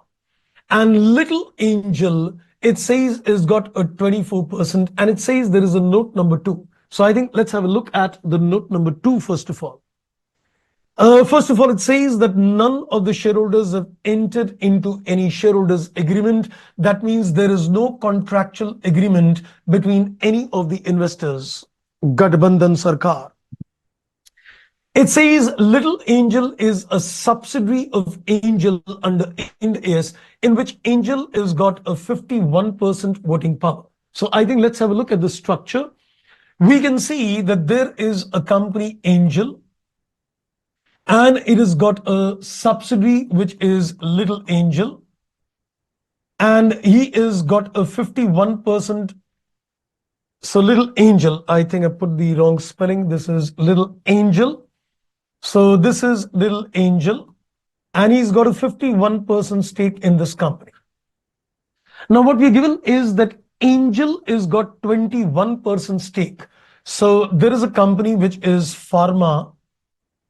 So we are given that Angel has got a 21% stake in Pharma and Little Angel has got 24% stake in Pharma. Now we can see that Angel has got a direct percentage of 21 and an indirect percentage of 24. Now there is one common mistake which people do. And that common mistake is that when they calculate a indirect percentage, they say that Angel has got 51% of 24%. No. For the applicability of the standard for the purpose of counting the percentage, you should always consider 24 directly without taking 51% of 24.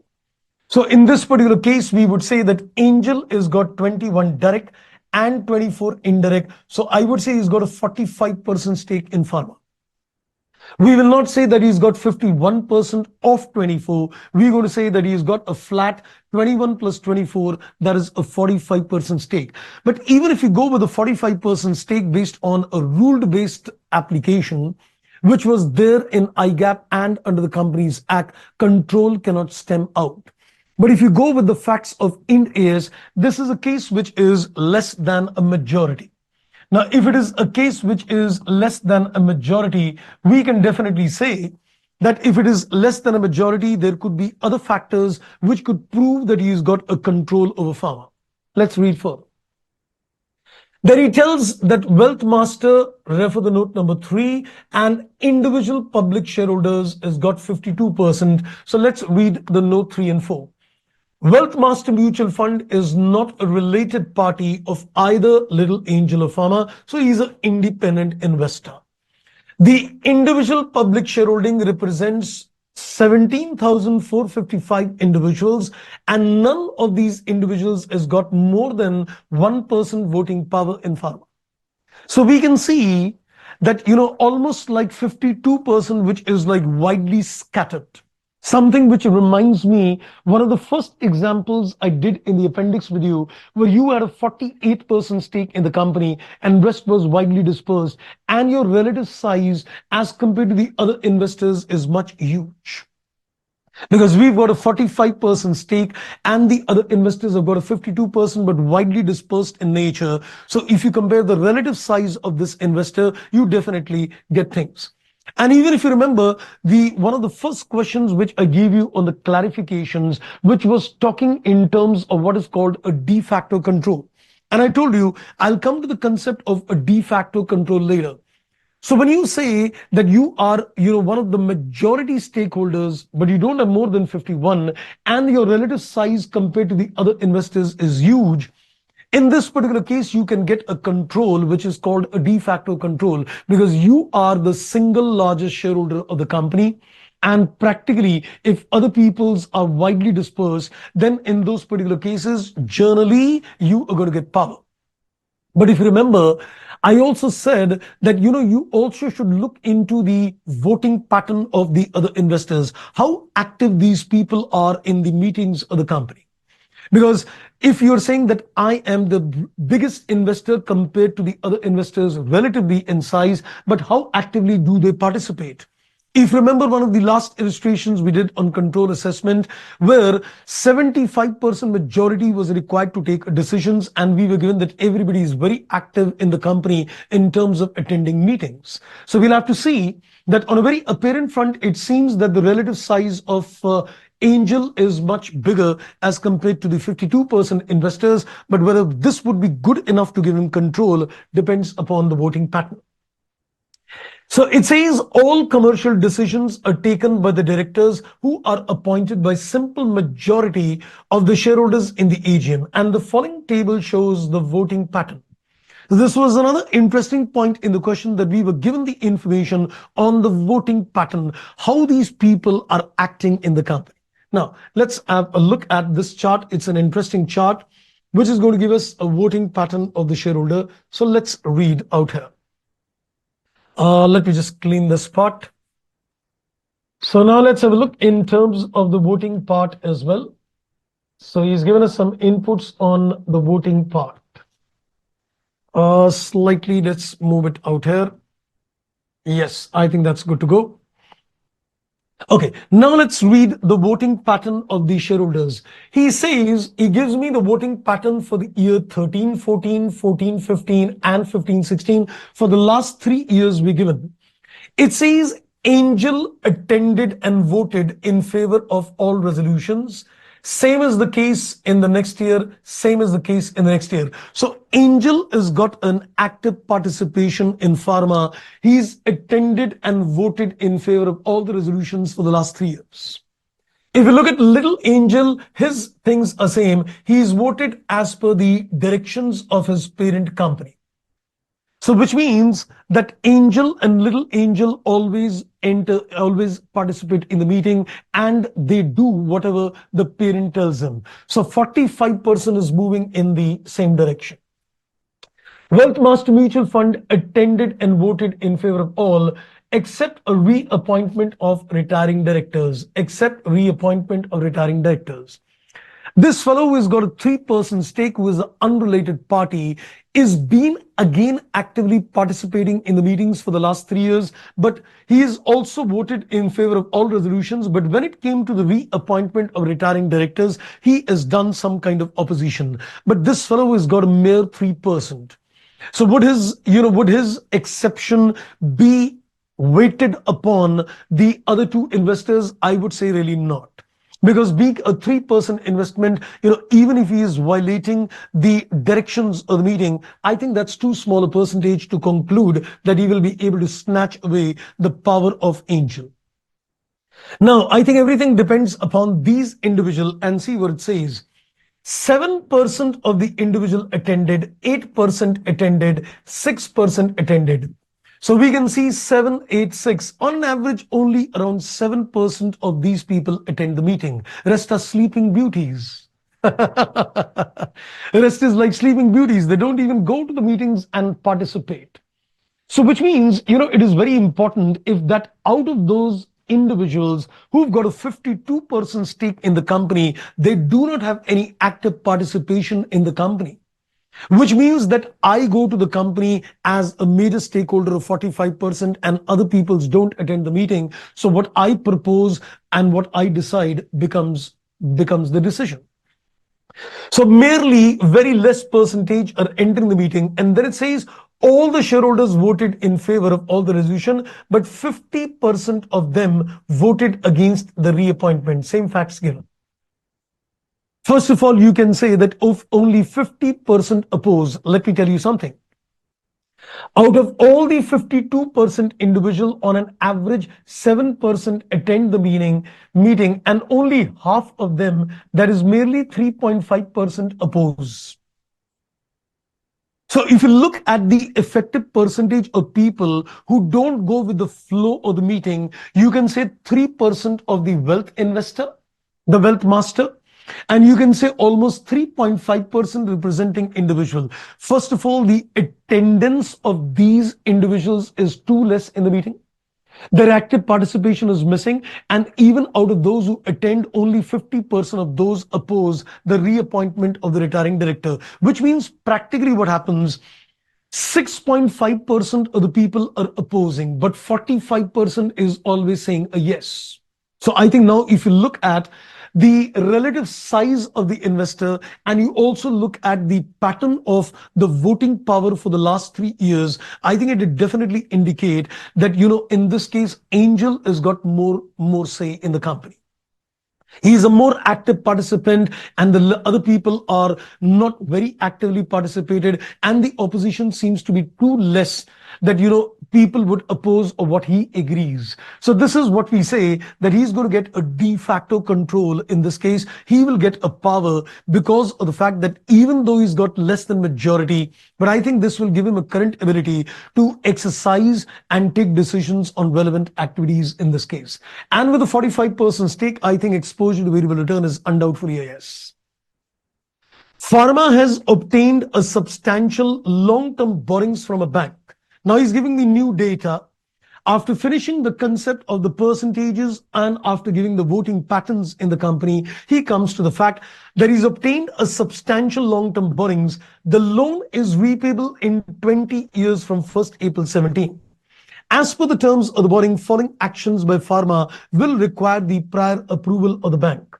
Now, the bank is also got a role in terms of taking decisions in the company.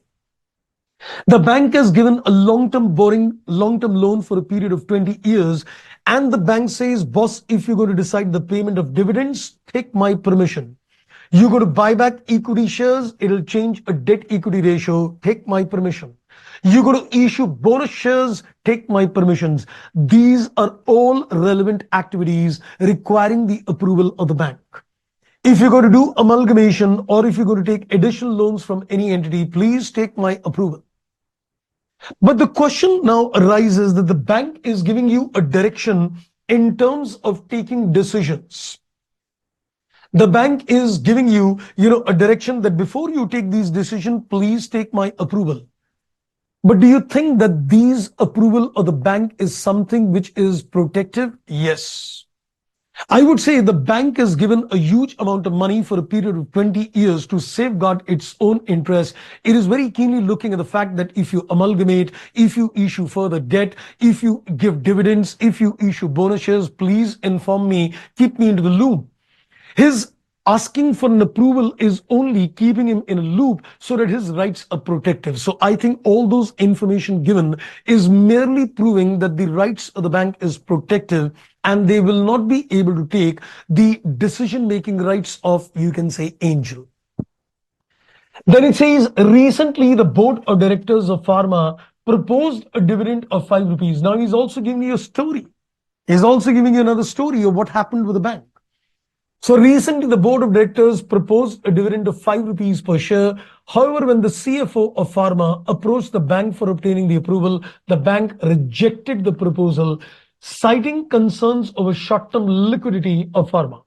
Having learned about the developments, the directors of Angel, along with the directors of Little Angel, approached with a request to reconsider the decision. The directors of Angel and Little Angel urged the bank to approve the reduced dividend of at least 2 rupees. However, the bank categorically refused to approve. So he is telling you a story and trying to create emotions that, first of all, Pharma said we want to declare a dividend of 5 rupees, and the bank said no. Then the Angel and Little Angel directors went to the bank and said, okay, let's pay 2 rupees only, if not 5, and the bank categorically refused. You need to understand the bank's refusal reason. The bank is making a refusal on the ground. It knows that in this particular case, there is a short-term liquidity issue. And if there is a short-term liquidity issue, they're only trying to protect their own interest. If the bank is not, if the farmer is not in a position to pay the interest which is due to them, then paying out dividend to equity shareholders would, deteriorate his only conditions. So therefore, I think this only seems that the bank is acting in its own protective interest. So this protective interest in the bank is not going to dilute the control of Angel and Little Angel.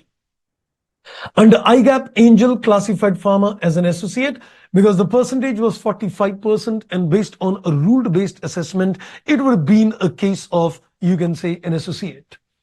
As the CFO of Angel, you're required to comment on the correct classification of Pharma on transition to Indes. I would say definitely it becomes a subsidiary, even though it is a below 50% stake, less than a 50% stake, but having a less than majority. But I think for the reasons which I explained, that there is a de facto control, looking at the relative size of Angel as compared to investors, looking at the past pattern in terms of past patterns of taking decisions of the other investors, and also looking at the role of the bank, which is protective in nature, we can definitely say a de facto control arises, and therefore a control can be concluded. I think the only challenge which you might be facing now is, friends, that, sir, if this kind of a question comes, how are we going to frame the answer as well? I think I'll not get into that because that would take a lot of consuming of time. So I would advise that, you could look into the RTP of May 19 and see how the answer has been drafted in terms of things. I've given you the basic explanations and all, but you can go through the answer of RTP May 19 and you could see how the answer is to be drafted. But that takes care of the concept of a control assessment is done. The second major aspect in terms of the standard. Right, friends. So that is on the discussion on the control assessment. I think it's time now to give you a small break as well, much needed, I guess. After this, I'm going to start with the practical aspects of things. So now we are going to start with how consolidation is done. I'm not going to presume any basics on your part. I'm going to start things from the very scratch, giving you an exposure so that I can develop certain rules of consolidation, because I'm going to go from a scratch and go to a higher level. Almost in the next two classes, we'll expose you to practical. So next two classes and the remaining portion of this class is going to be completely now on the practical illustrations of consolidations. Right, friends. So I think right now, let's give you a 10-12 minutes break as well. So it's almost 8:47 by the watch. So 10 to 12 minutes, we'll be back. Enjoy your break, friends.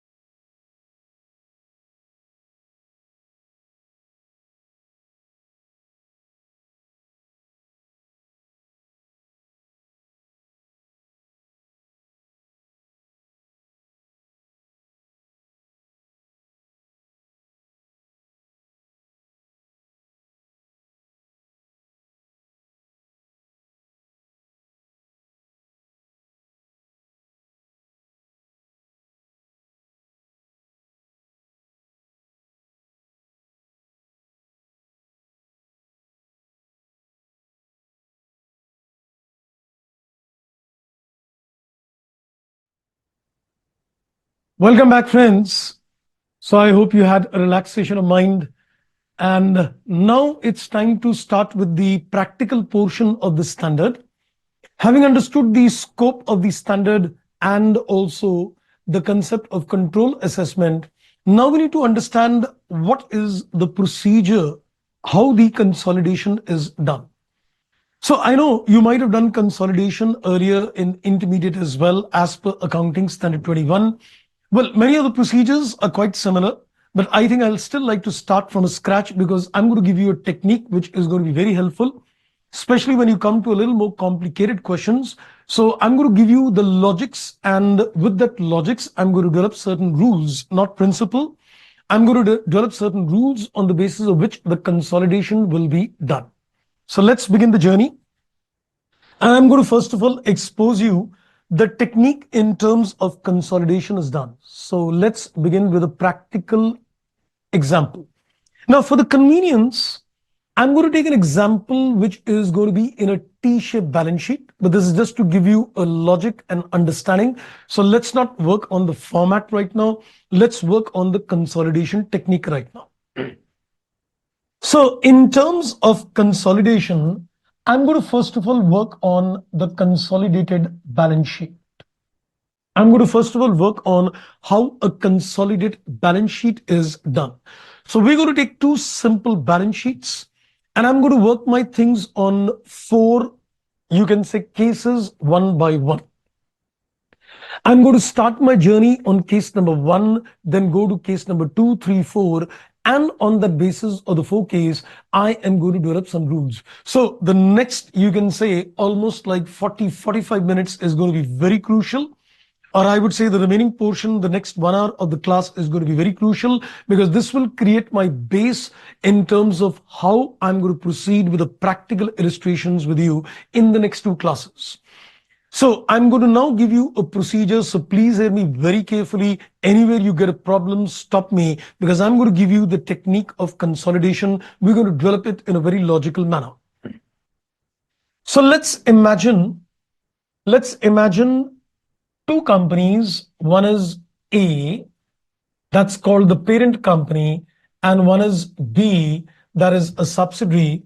And we're going to make a consolidated balance sheet on this basis. So let us say this is the balance sheet of the holding company.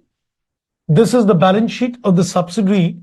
And this is how we're going to make a consolidated balance sheet. Now, this is my case number 1. And in case number 1, what I'm going to presume that holding is got in subsidiary, let us say 100% stake. So on a safe side, I'm assuming that there is no NCI. So there is a full 100% stake which H is got in S, and there is no NCI. So the feature number 1 is that the NCI is nil. Second feature which I'm considering in this case number 1 is, let us say this is the balance sheet on December X1, the date of acquisition, and this is the balance sheet on December X1, and I'm making a consolidated balance sheet on the date of acquisition itself. So my second presumption is that I am making the consolidated balance sheet on the date of acquisition itself. So these are the 2 features which I'm considering at the back of my mind. So my case number 1 is based on that there is no NCI. That is one focus point, and the consolidation is done on acquisition date. Let me tell you the case number 2 in advance. In case number 2, I will introduce an NCI and I will keep the consolidated balance sheet on acquisition date itself. So we're working on consolidation on acquisition date without NCI, consolidation on acquisition date with NCI. Then let me tell you in advance the case number 3. I'm going to consider a consolidation later because once you get a control, consolidation is going to be an annual exercise. So we're going to look at a consolidation an year later, a 2-year later, or whatever. There also in case 3, I will take a consolidation later without NCI, and in case number 4, I'll take a consolidation later with NCI. So I'm going to do 4 cases with you because there cannot be any other permutation combination. So I'm going to consider a case where consolidation is done on acquisition date itself. So if a consolidation is done on acquisition date with without NCI, case 1 and 2, the consolidation is done later with without NCI, that is case 3 and 4. So once we're done with these 4 cases, we'll get a complete picture of how the consolidation is done. Now, let me also caution something. As I explain these 4 cases, trust me, I might be doing certain things which are technically incorrect. I am putting it very point blank that I might be doing certain things which are technically incorrect, but don't get worried on that. Because you might see that there are certain things which are technically not correct, but we will rectify them later.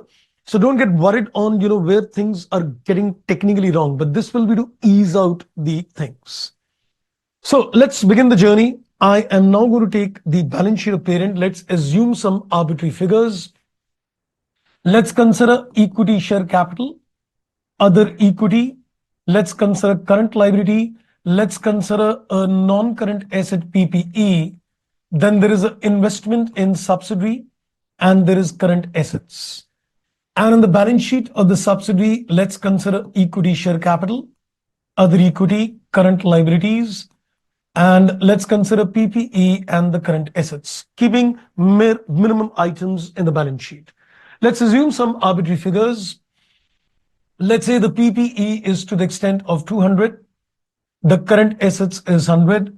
The current liabilities is, let's say, 50. And let's consider the equity share capital to the extent of 100. So let's take the other equity as a balance. I guess this comes to 150. So this is the total of the balance sheet. That is 300 and 300. So this is the balance sheet of the subsidiary. So let's consider the investments which we have got is to the extent of 300. The PPE is, let's say, 500. And let's consider the current assets to be 200. And on the equity share capital, let's consider the share capital to be 300. The current liabilities are 100. So this is 1000 and this is going to be the balancing figure 600. So this balance sheet is agreed. Now watch me carefully, friends. I'm going to do a little maths more than accounting, but watch me carefully because many rules will get developed in the case number 1 itself. Now watch me carefully. Well, the very first question what is coming to my mind is, as an investor, I paid a consideration of 300 to acquire 100% stake in this company. And in return of this consideration, I would get a control over the net assets of this company. Once you get a control over a company, you can say that you are going to get a share in the net assets of this company. And if somebody were to ask me, what is the net asset? One way is that you consider the assets minus the liability. So we can say the net assets in this case is to the extent of 250, 300 minus 50.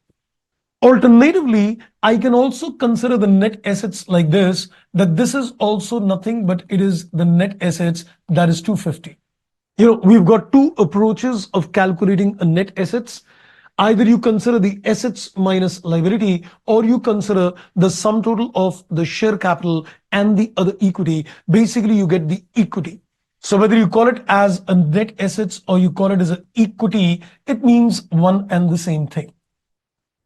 So my mind is now working on a mathematical front that you paid a consideration of 300 to get a control in this company. And in return of this 300, you are getting a net asset stake to the extent of 250.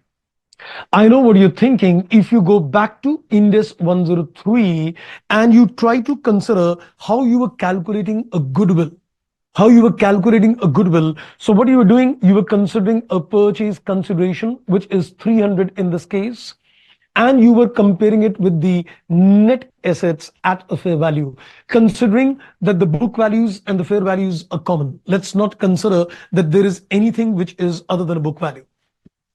So if you compare the consideration that is 300 versus the net assets 250, you can certainly say that I'm going to get a goodwill to the extent of 50. So basically what I've done, I've applied the concept of Ind AS 103, purchase consideration is the investment and the net assets, which is 250. So the excess paid is a goodwill. Now think on a mathematical front. If somebody were to ask me that what is a consolidated balance sheet, I would say a consolidated balance sheet is just, adding the two balance sheets and giving a balance sheet. So aggregate all the assets and aggregate all the liabilities, and that's how a consolidated balance sheet is done. So which means you need to aggregate all the assets to assets and aggregate all the liabilities to liability. But in this particular case, you would vouch me definitely on one front that if you're going to merge the two balance sheets and call it as a consolidated balance sheet, at the end of the day, mathematically, you've taken a net impact of these three figures as 50. On a mathematical front, what you've done, you've taken a net amount, which is 50. So this 300 cannot appear in the balance sheet. This equity share capital and other equity cannot appear in the balance sheet. That brings me to one very important rule of consolidation. And the rule is that the investment in the subsidiary would never ever appear in the consolidated balance sheet. That is one. And you know the mathematical logic that why this figure would not appear in the consolidated balance sheet. Because goodwill is a net conclusion in terms of comparing this investment and the net asset. So this investment would never appear in the console. One. Second rule is the equity. As of now, I might change the rules. The equity, rather I would say number two, the equity share capital of the subsidiary would never appear in the console. And the rule number three, the other equity of the subsidiary would also never appear in the console. So we have made basically, if you ask me at this stage, number one, the investment which the parent company has in the subsidiary doesn't appear in the console. Logic, you know that it is appearing in the form of goodwill. Then we can say the equity share capital of the subsidiary also doesn't appear in the console, because that is also taken in the calculation of the goodwill. And number three, we can say the other equity of the subsidiary also doesn't appear in the console. Since the net effect of these three figures is the goodwill, therefore it is not to be reflected in the console. So I'm not going to consider the investment in the balance sheet console. I'm not going to consider the share capital of the subsidiary. I'm not going to consider the other equity of the subsidiary as well. And we can say number four. Can I say you are going to calculate a goodwill separately, and this is going to appear as a separate line item in the balance sheet? Now that is number four, that the goodwill is going to be reflected as a separate line item in the consolidated balance sheet. Wow. And now let's give you a fifth set of rule as well. And the fifth set of rule is that we will aggregate all the assets and liabilities of both the company. Now, in order to make a consolidated balance sheet, whatever is left over in the balance sheet, I will add the asset to asset. I will add a liability to liability. So let's, I think, make the consolidated balance sheet. So we can say if you add the assets, PPE, 500 plus another 200, that makes it 700. Investments will not appear in the balance sheet. Add the current assets, that is 200 plus 100, that makes it 300. My asset side is done. Now let's go to the liability. Now, as far as the equity share capital and the other equity is concerned, subsidiary is not to appear in the balance sheet. So the equity share capital of the parent would appear only. The other equity of the parent would appear only. I can't aggregate them because I've already decided not to show the share capital other equity of the subsidiary. So only for the parent. And then you add the current liabilities, and that is 100 plus 50, that is 150, applying the rule number 5, aggregating all the assets and liability. Let's see if the balance sheet is agreed.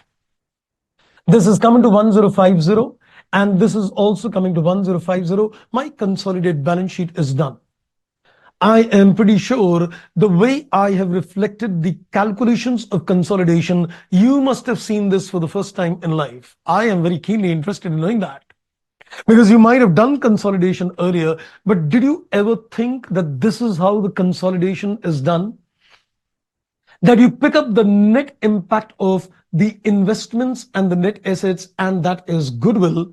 And therefore, these three items don't appear in the console, but the net impact of this item, goodwill, appears in the console. And then you simply aggregate the assets and liability line to line and just add them and reflect them in the consolidated balance sheet. Right, friends? I hope I am absolutely clear on the agenda so far. Okay, Viraj, you said, so what is the sequence of presentation of asset side in console where the goodwill should be the first line item? Well, as I said a little earlier, I said that let's not get worried on the presentation part right now. I am not at all working on the presentation. I gave the disclaimer at the very outset. So as I said, don't get worried. As it is, I'm making a T-shaped balance sheet, which is not in accordance with the Schedule 3 Division 2. So presentation will take care. Right now, my focus is to develop the rules of consolidation. Goodwill will appear at what item? That is typically as per the format which is given in Division 2. Goodwill appears, as you know, after the items PPE, investment property, CWIP, and then comes goodwill. So goodwill is going to be a part of the non-current assets, but that's going to be the fourth item in the balance sheet of the company, right? Okay, that's great. And okay, I think Shruti tells me, thank you, sir. It'll avoid a lot of confusions. That's great. So I hope, friends, everybody has got the picture in terms of case number 1. And trust me, if you've understood case number 1, trust me, you will now not face any problem on consolidation because I have sowed the seed of my technique to you. Okay, let's now go further. Let's go to the case number 2. So now let's go to the case number 2. In terms of the case number 2, I'm going to slightly make a change to the case number 1. So I'm going to make a slight change on the case number 1. In case 1, there was no NCI. I'm going to take the same figures and I'm going to consider NCI. So let me do one thing on a very safe side. I'll just simply copy the balance sheet so that we can see visibly everything clear. So same example which I gave you in the case number 1, I'm considering holding company, subsidiary company, and I'm looking at the consolidated balance sheet. So in this case, I am considering, let's say holding has got 80% stake in the subsidiary. So the NCI is there. The NCI exists. So this is one focus point that I want to consider the NCI. And the second focus point is we're making a consolidated balance sheet on the date of acquisition itself. So the only variation I'm doing in case number 2 is introducing the NCI. I'm going on a very step-by-step basis so that you get a complete clarity of what is to be done in the fourth complicated case. Okay, so let's consider this is the balance sheet on December X1. So this is also the balance sheet on December X1. And this is also the balance sheet on December X1. We're doing a consolidation on the date of acquisition itself. Now watch me carefully. I'm going to take the same example which I took in the previous one and see the impact of maths. So let me just pick up the figures from the previous question. Equity share capital, other equity, current liabilities. Then there is PPE and current assets. And here we are taking the equity share capital, other equity, current liabilities, and we've also got the PPE as well as investments in the subsidiary, and there is current assets. And one more thing which I like to pinpoint at this stage, which will help me later, because there is another section which we need to do in this particular standard, and that is a changes in ownership interest, where the company might acquire more percentages or the company might sell certain percentages. So we need to work upon that area as well. So let me do something which is going to be of help later. So let me pinpoint something to you. Watch this carefully. If you technically ask me, the investment is 300 and I would like to show you something. Please see this carefully. If you look at a comparison of this standalone and consolidation, let us see the difference between the two. You've inserted goodwill, which was not in the above balance sheet. The PPE is increased by 200. The current assets is increased by 100. The share capital, other equity is still the same, and the current liabilities is increased by 50. So if you notice in the consolidated balance sheet, there is a goodwill which is appearing, which was not there earlier. PPE and the current assets increased by these figures, and the current liability increased by these figures. Now watch this carefully. If you take the sum total of this 300 minus 50, we can say the net assets appearing in the balance sheet is 250. The assets 300 minus the liability 250, and there is a goodwill appearing to the extent of 50. So you can see that indirectly this investment is got replaced by, you can see that the investment is got replaced by the share in the net assets and the goodwill. It will not be technically wrong to say that investment in the consolidated balance sheet is equal to the net assets, that is the share in the net assets. It is the share in the net assets plus goodwill. So if somebody were to technically say that please define what is investment in a consolidated financial statements, I would say investment is equal to the share in the net assets plus goodwill. Because at the end of the day, this investment in the standalone financial statement is got spread over in the form of share in the net assets and the goodwill. And I think if you recall the concepts in terms of Index 12, where we always used to say that investment is nothing but the share in the net asset plus goodwill, this is it. And I'm going to use this information later when I'll come to the picture of changes in ownership, that investment is nothing but it is the share in the net assets and the goodwill, because the investment is getting replaced by goodwill and it is getting replaced by the share in the net assets. Okay, now let's come back. So let me just pick up the figures. This is going to be 200 and 100. So this is going to be 200 as well as 100. And if I take these figures, it is 100 and it is 150 as well as 50.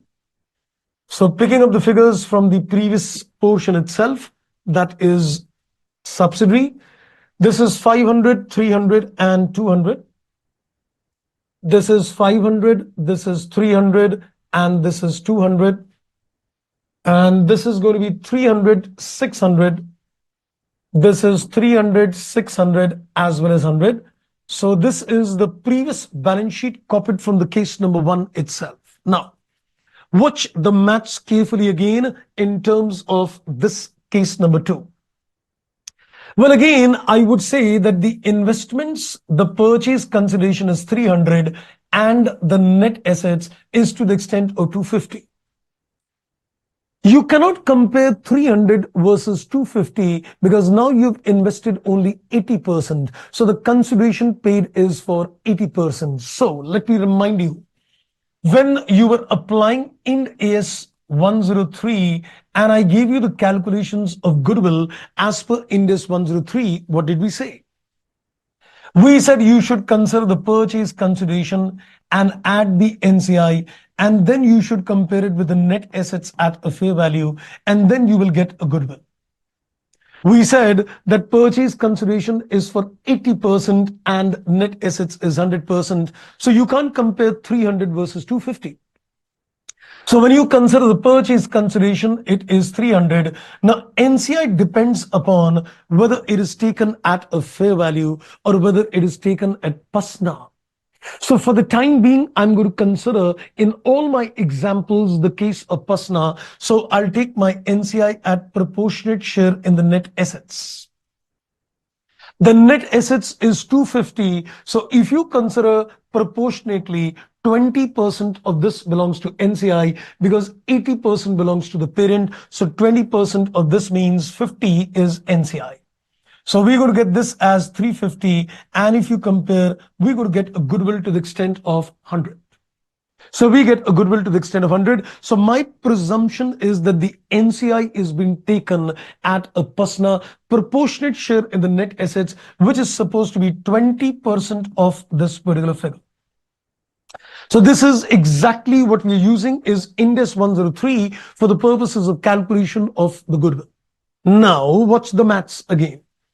Now, in this particular case, if I'm now looking at the goodwill will appear to the extent of 100. Now, let me ask you something. See the maths carefully.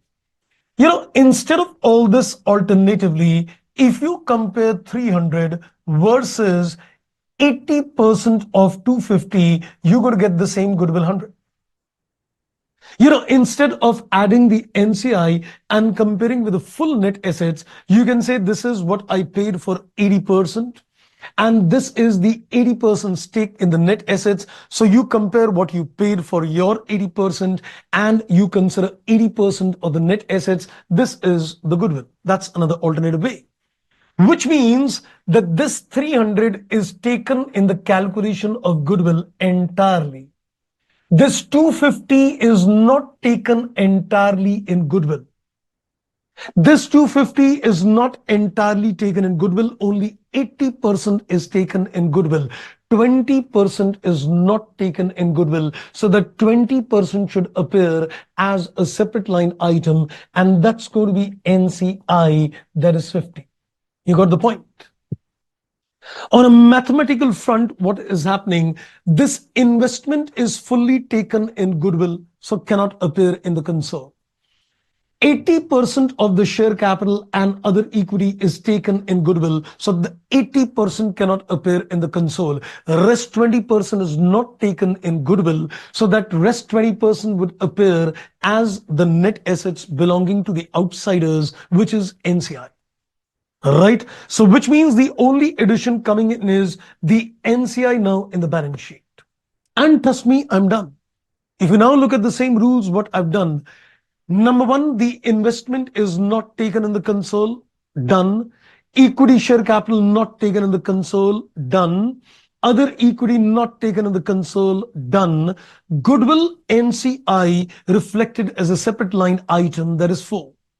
And now the rule number 5, aggregate all other assets and liability, and I'm done. So let's consider the aggregation of PPE and the current assets. 500 plus 200 is 700. 200 plus 100 is 300. Moral of the story: the consolidation technique which is adopted in Ind-AS 110 is called a full consolidation technique.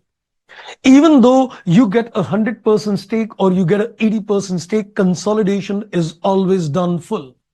So we will aggregate full assets even if you've got 80%. And you can see that I'm aggregating full assets out here, but at the same time, I'm reflecting 20%, which is held by the outsiders.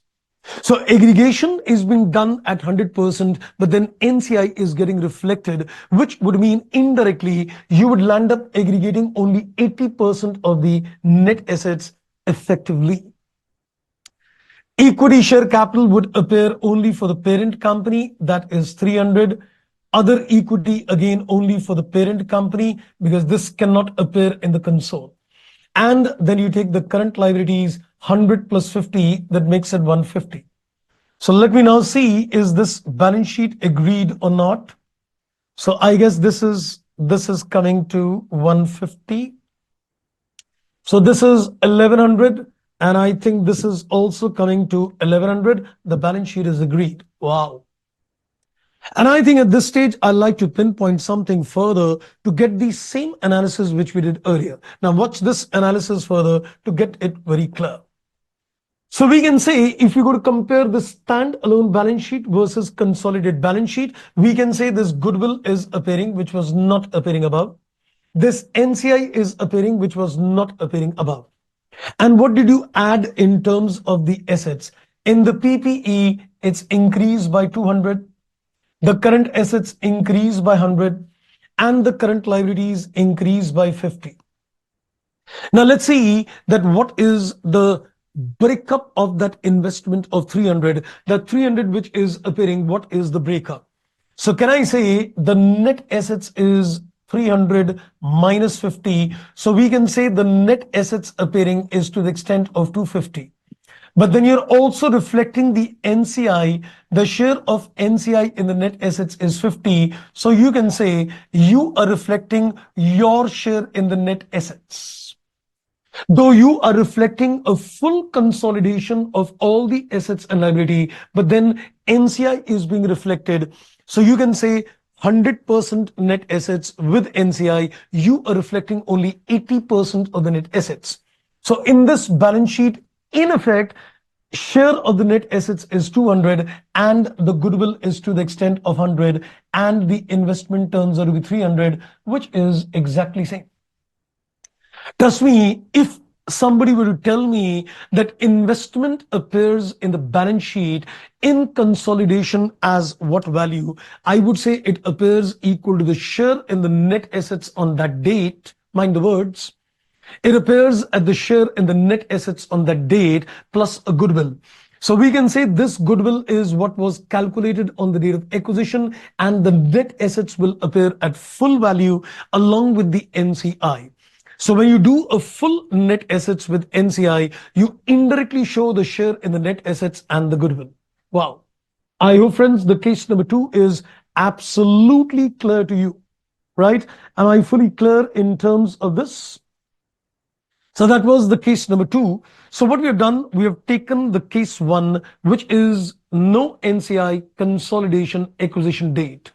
Case number 2, NCI with consolidation acquisition date. Now let's take it further. Let's assume that now you will make a consolidation, let's say a year later. It can be 2 years, 3 years, 4 years later, whatever. But for convenience, I'm taking, let's say, 1 year hence. So let's go to the case number 3.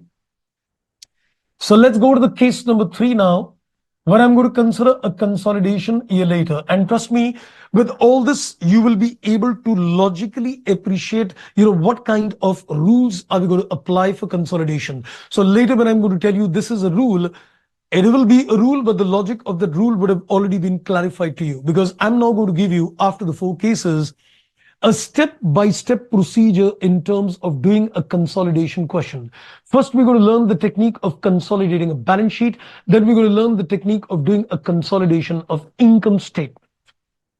Okay, so let's now consider a case 3 where the holding company is, let's say, got 100% stake in the subsidiary. So I am not considering any NCI. The NCI is 0. And I want to make a consolidated balance sheet at a later date. I want to make a consolidated balance sheet at a later date, a year later something. So in case number 3, no NCI with a later consolidation. Case 4, NCI with a later consolidation. So let's take an extended version of the same question. But I think I'll have to change the balance sheet slightly, because after 1 year, the balance sheet would undergo slight little changes as well. So let's take this as the balance sheet of the holding and the subsidiary. And this is the consolidated balance sheet. So let's say this is the balance sheet 1 year later, December X2. This is also December X2. I'm considering case 1 as a base. I'm considering case 1 as a base where the date of acquisition still is December X1. So this was the date of acquisition. You got 100% stake on December X1 itself. And we're going to make a consolidated balance sheet on December X2 year later. So I think first I need to copy the figures. Few figures I will change. So this is PPE and current assets. And this is going to be PPE, and this is investment in the subsidiary, followed by the current assets, equity share capital, other equity, and current liability. Now, few things will not change. Even though there has been a passage of time, like for example, the equity share capital can change if there has been a further issue or there has been a buyback, but let's not consider any changes in that. So let's do one thing. Let's keep the share capital as 100. So let's keep the share capital as 100 itself. Let's make some changes in the PPE. Let's make it as 220. And let's consider the current assets 120. Let's make the current liabilities 60. So we've made a few changes, increase the figures. So that is 220 plus 120 minus 160. This is 180. And I think at this stage, let me also tell you that the breakup of this 180 is 150 was there on acquisition date and another 30 is earned post acquisition. So So we can say another 30 is earned in the post-acquisition period. If somebody were to ask me to break up, I would say this is the balance on acquisition date and this is 30, which is earned after the date of acquisition. You can call it as a post-acquisition profit. We can technically call it as a post-acquisition profits. Okay, so this is done. Let's now take the balance sheet of the parent. Share capital investments, we'll keep it same. So equity, share capital and investments I'm keeping same. Let's slightly change the PPE to, let's say 600 and let's say this is 250. So current liabilities also will slightly change. Let's make this as 120. So let's consider the other equity as a balancing figure. So this is coming to, I guess 730 is the other equity. So this is the balance sheet of the parent. Okay. Now friends, hear me carefully because this situation is practically the last one because fourth case is nothing but the same situation with the NCI. So not much changes. Okay. Now let's have a look at this. The very first question what comes to the mind is, this is an extension of case 1. Do you think the goodwill identified would undergo a change if you're consolidating a year later? It can only because of impairment of goodwill. Had there been impairment of goodwill, the goodwill could have undergone a change, but otherwise the goodwill identified on the date of acquisition will not change unless there is any kind of impairment. So I am safely taking an assumption. It is being assumed that there is no goodwill impairment. So that means you might have done some impairment testing as well, but let's say there is no goodwill impairment. The only reason due to which, the goodwill can undergo a change is that there is a goodwill. Now don't think in terms of, sir, if there have been a further acquisitions or if there would have been a further disposals. I can tell you one thing, that even if there is a further acquisition, let's say you had an 80% stake and you acquired another 10% stake, the goodwill does not undergo a change. And even if there is a disposal, to the extent a further acquisition means the control continues. To the extent there is a disposal, the control continues. The goodwill will not undergo a change. The goodwill does not change because of any further acquisitions or disposal of shares if the control continues. The only case where a goodwill can undergo a change is goodwill impairment. Okay. So which means in this case, I can comfortably consider the goodwill what I computed in case 1. So I guess if I go back to the case number 1, I think my goodwill was to the extent of 50. Let me just still pick it up. Yes, my goodwill was to the extent of 50. So I've taken the same goodwill 50 out here as well. Okay. Now watch the maths carefully because this is going to be interesting. So let's see the maths now out here once again. In this calculation of goodwill, is this 300 taken into account? Yes, so it cannot appear in the console.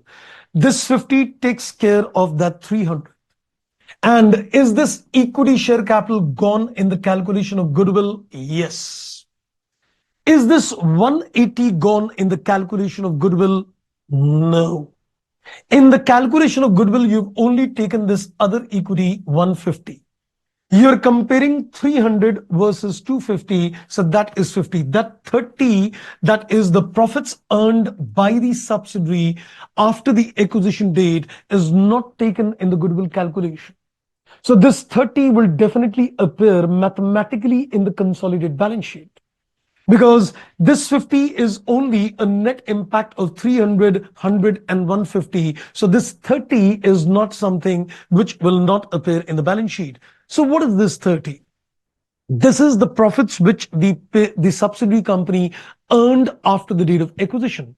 So since the parent has got a full control, 100% stake on the subsidiary, so at the end of the day, this 30 is the share of the parent in the subsidiary. So what we're going to do, when you're going to consider the other equity, you will take the other equity of the parent, and to this, you're going to add this 30. This is the share in the post-acquisition earnings. After the acquisition date, the subsidiary earned a profit of 30. So as a parent, I've got 100% stake in the parent in the subsidiary. So the entire post-acquisition profit belongs to me. Oh, so this gives me a little variation in terms of things. We can say that when you consider the other equity in the balance sheet of the parent, you can say don't take the other equity of the subsidiary. But I would say don't consider the pre-acquisition equity in the consolidation. This 150 is a pre-acquisition equity.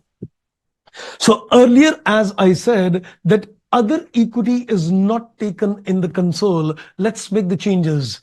The other equity will be split in terms of pre and post. The other equity will be split in terms of pre and post. The pre will not appear in the console, but the post will appear in the console. So let me remind you the rules. The rule number one, investment would never ever appear in the console. Why? Because it is taken in the goodwill calculation. Number two, equity share capital of the subsidy would never appear in the console. Why? Because it is taken in the goodwill and NCI. Number three, other equity of the subsidiary pre would never appear in the console. Why? Because it is taken in goodwill NCI, and post will be taken in the console. Then number four, you are going to reflect the goodwill NCI as a separate line items in the balance sheet.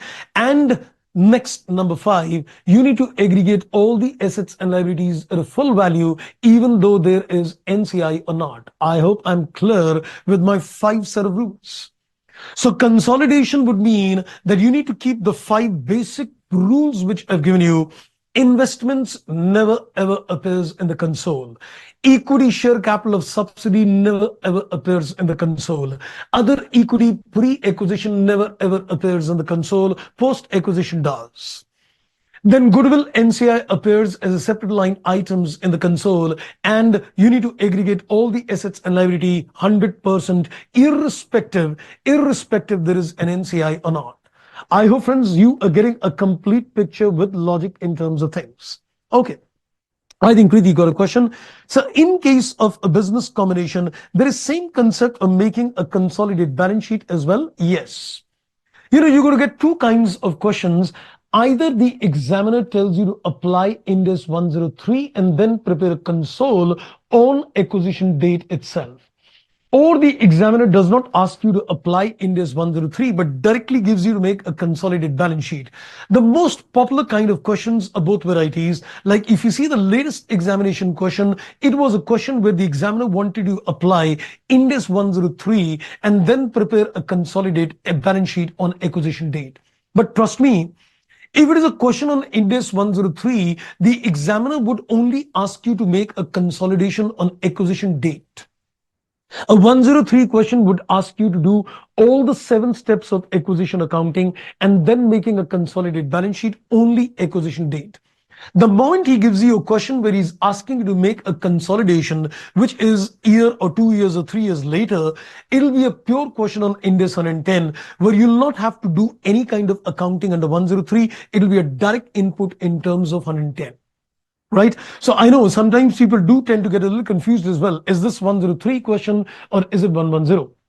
Well, if you technically ask me if I am giving you, let us say, a question which is, just a balance sheet on acquisition date, I'm more interested in checking your fundas on 103. And if I'm asking you a question which is later, then I'm more interested in checking your fundas on Ind AS 110.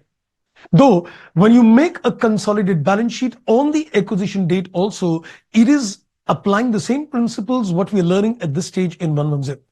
Right? I guess that clarifies the agenda. Okay.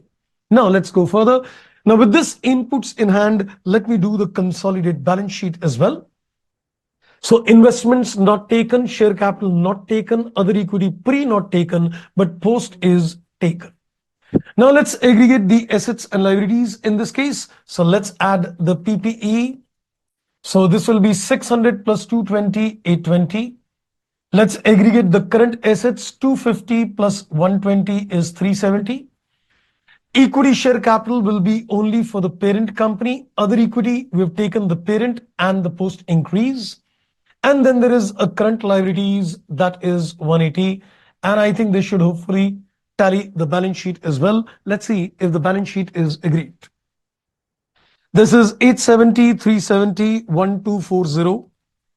And this is also tallied, right? So the balance sheet is agreed. So this was the case number 3 where we did a consolidation later without NCI. If you've understood this and the case number 2, trust me, case 4 is going to be cakewalk. Because now in case 4, I'm going to consider a consolidation with NCI and a consolidation later. So the 5 basic rules which I've given you is going to be playing into action. Okay, so let's take it further. Let's go to the case number 4. So do revise all these 4 cases which I've given you, friends, because this 4 cases is now going to become a base for my rules for consolidation. Then we'll slightly start introducing the kind of adjustments which are required on a consolidation level. And you will see slightly, I will give you a complete step-by-step model in terms of how the consolidation is done. I'm going to give you a complete step approach that this is what you need to do in step 1, step 2, step 3, and so on, so that you never ever go wrong. Okay, so case number 4 is now extension of the case number 2. It is a case number 2 only where the holding has got an 80% stake in the subsidiary.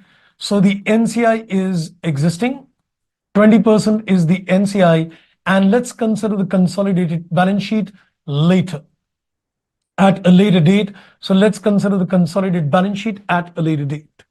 So this is nothing but a case number 2, because the case number 2 was also NCI with consolidation acquisition, but this is later. So I'm going to consider the same balance sheet which I gave you in case 3, but the percentage is case 2. So on a safe side, let's copy the balance sheet which I took in case number 3, and then we'll make a consolidated balance sheet. So this is the parent company. So this was acquired on December X1. And let's say this is the balance sheet on December X2.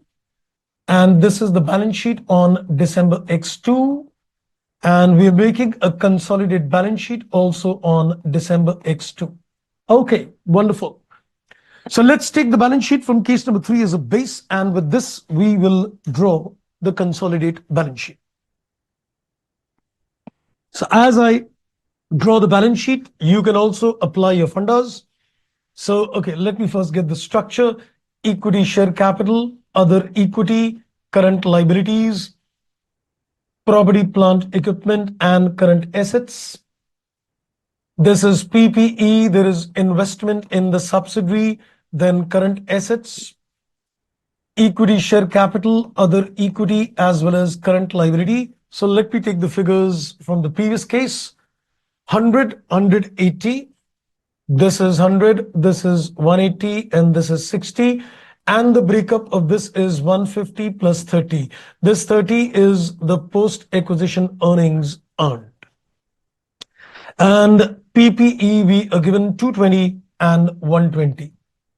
So this is the balance sheet picked up from the case number 3 as it is. 70 for the parent company, 600, 300. This is 600, this is 300, and this is 250. And this is going to be 300, 730. This is 300, this is 730, and this is 120. So this is 1150. Let me still see that this is correct. Yes, it is correct. Okay. So this is the balance sheet which I picked up from the case number 3 itself. Now let's begin the journey. Apply the simple maths, common sense in this particular case as well, that we need to first of all consider the goodwill. Would the goodwill undergo a change? Can I directly pick it up from case number 2? You can, provided of course we are presuming that there is no goodwill impairment. So here again the presumption is, I am again taking the assumption, it is assumed no impairment on goodwill. Let's assume that there is no impairment of goodwill. The only reason due to which the goodwill can undergo a change is the goodwill impairment. So let's assume that it is not there. So let me pick up the goodwill from case number 2. I think it was 100. Yes, the goodwill is to the extent of 100. So this appears out here. Now, a small little input at this stage. So let's watch this carefully. Is this investment taken in the calculation of goodwill? Yes. Is this equity share capital taken in the calculation of goodwill? 80% only. 80% only. Is this 150 taken in the calculation of goodwill? 80% only. That's what we decided in the case number 2, that you've taken 80% of the equity in the goodwill. So the remaining 20% is going to be NCI. So we can say 250 into 20% is 50. That's what we did in case number 2 as well. That in your calculation of goodwill, this is entirely gone in goodwill, 80% of this gone in goodwill, 20% gone in NCI. Now, let's watch it further. What about this 30? Is this 30 being taken? Is this 30 being taken in goodwill or NCI? No. And what is this 30? This is the profits earned by the subsidiary in a post-acquisition period. And whom does it belong to? 80% belongs to the parent and 20% belongs to the NCI. In case number 3, 100% stake was with the parent. So the entire post-acquisition belonged to the parent. But in this case, we can say, when I'm going to consider the other equity, the parent is 730. So what we're going to do, out of this 30, 80% belongs to the parent, and out of this 30, 20% belongs to the NCI. So the post-acquisition increase will appear in the console, the portion belonging to the parent as a part of other equity, the portion belonging to the NCI as a part of the NCI. I hope you got the logics very clear. The only difference in case 3 and 4 is that this entire 30 was purely a part of other equity, but in terms of case 4, when there is NCI, you're splitting the share 80% parent, 20% NCI. Okay, then I think we can now easily make the consolidated balance sheet. So we can just aggregate the assets. So as far as PPE is concerned, 600 and 220 is 820. And current assets 250 plus 120 is 370. Equity share capital would be only for the parent company. Other equity is done. And current liabilities is 180. So I think this should tally the balance sheet as well. Let's see if the balance sheet is agreed. So 920, 370, 1290. And this is to the extent of talent. Yes, the balance sheet is perfectly agreed. Okay, now something which I would like to pinpoint something further, though all my rules are done. Don't worry, we'll be documenting those rules also. But I think before we come to the rules and all, I think I want to first of all give you something more at this stage. Now watch this carefully. Watch this carefully in terms of the further inputs which I'm giving you. Remember, we said that investment is the share in the net assets plus a goodwill. The investment in the separate financials is getting replaced in the consolidated financials by the share in the net assets plus the goodwill. So let's see. You're reflecting this goodwill 1. You're reflecting this NCI, that is 2. Now what is added in terms of PPE? The PPE is including 220, the current assets is including 120, and the current liabilities is including 60. So if I now consider the net assets is 340 minus 60, so we can say the net assets is appearing at 340 minus 60, the net assets are appearing at 280. So this is 340 minus 60, the net assets is appearing at 280. Then from this, if you reduce the NCI is appearing at 56. So the net assets is appearing at 224. Earlier, the share in the net assets was 200.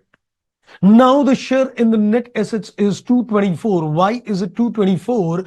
Because it is 200 plus 80% of the post-acquisition profits, that is 30. So is this the share in the net assets on date of acquisition, or is this the net assets on the consolidation date? It is the net assets on the consolidation date. So when you look at a consolidated balance sheet, the investment appears equal to the share in the net assets on that date, not on the date of acquisition. So as the consolidation starts taking place, the share in the net assets is not constant, but it keeps changing. So the investment value keeps changing because of the post-acquisition earnings as well. This is the net assets on the date of acquisition, and this is the share in the post-acquisition. And to this, you add the goodwill, and the goodwill is 100. So the investment appears at 324. This cannot match with 300. This cannot match with the figure which appears in the separate financials, because this is without taking the post-acquisition. It is to 300. If you add 80% of that profit 30, then you're going to reconcile this to 324. So which means the investment appears at the share in the net assets which keeps changing, and the goodwill which is identified on the date of acquisition, unless there is a goodwill impairment. Right, friends? I hope I am pretty much clear on this. With these simple examples, one is able to give a little more insight. Okay, now a few questions coming in. Okay, I think Yadu has got a question. So if it is 80% share acquired, 80% share of the post-acquisition profit is added to the consolidated balance sheet, and the remaining 20% is added to the NCI. Yes, I think you can see that now very clearly. In case number 4, that 80% of 30 is a part of parent, that is other equity, 20% is a part of the NCI. That is absolutely correct. And Shruti said, sir, if goodwill is impaired, well, if goodwill is impaired, then in that particular case, you are going to reflect the goodwill in the consolidated balance sheet post impairment. In that particular case, the goodwill impaired is also going to reduce the other equity as well. Because the moment you're going to write off the goodwill, then you are going to pass an entry profit and loss debit. Retained earnings will get reduced and the goodwill gets a credit. So indirectly, you can say the goodwill goes down and the other equity correspondingly goes down as well. Okay, so now the moral of the story. Though I'm not documenting these things, I'll be documenting these things in the next class with you, because so that you are able to recall the things as well. But let me just try to recapitulate the concept of consolidation procedure. I'm just taking a quick look at the consolidation procedure, the 5 rules which I've given you. There will be some more additions which I will make in terms of this, but I think just to quickly, without writing it much, just to quickly put it like this. If somebody were to ask me that, okay, give me the rules of making a consolidated balance sheet, I would say there are a basic of 5 basic rules which you need to keep in mind.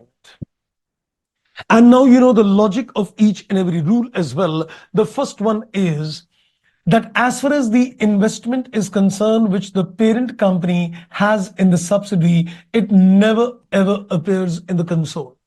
The logic is that it is gone in the goodwill calculation, PC. Second, if you look at the equity share capital of the subsidiary company, it never ever appears in the console.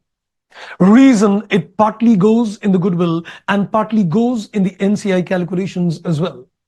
Next, if you look at the other equity of subsidiary, I would say it depends whether you're looking at a pre-acquisition or you're looking at a post-acquisition other equity. If you're looking at a pre-acquisition equity, it never appears in the console, and the reason is that it is taken as a part of the goodwill and the NCI. But the post-acquisition definitely appears in the consolidated balance sheet, and you split the portion between the holding and the minority, that is NCI. You split between the holding and the NCI. The portion belonging to holding goes in other equity, and the portion belonging to NCI is added to the NCI. I'll be giving some more formal steps to you in the next session, where I will document more than these steps and the rules as well.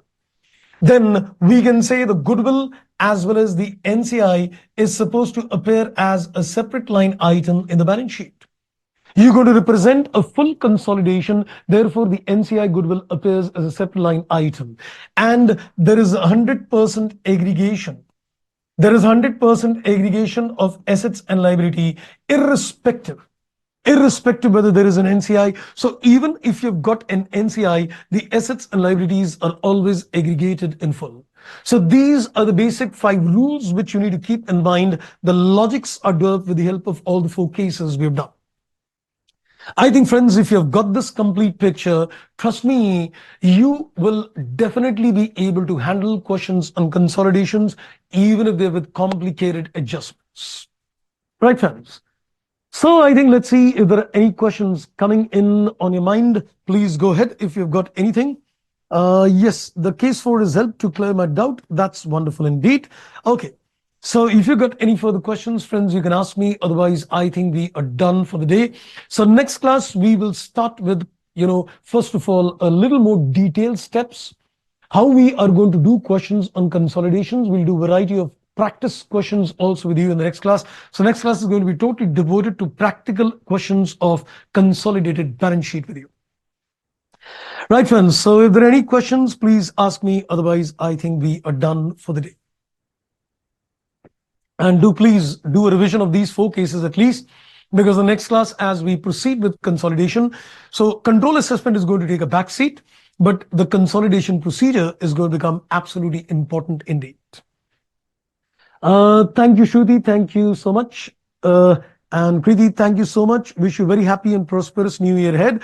Thank you so much indeed. And wish you again once a very happy and a prosperous new year 24. And God brings luck to all of you as well.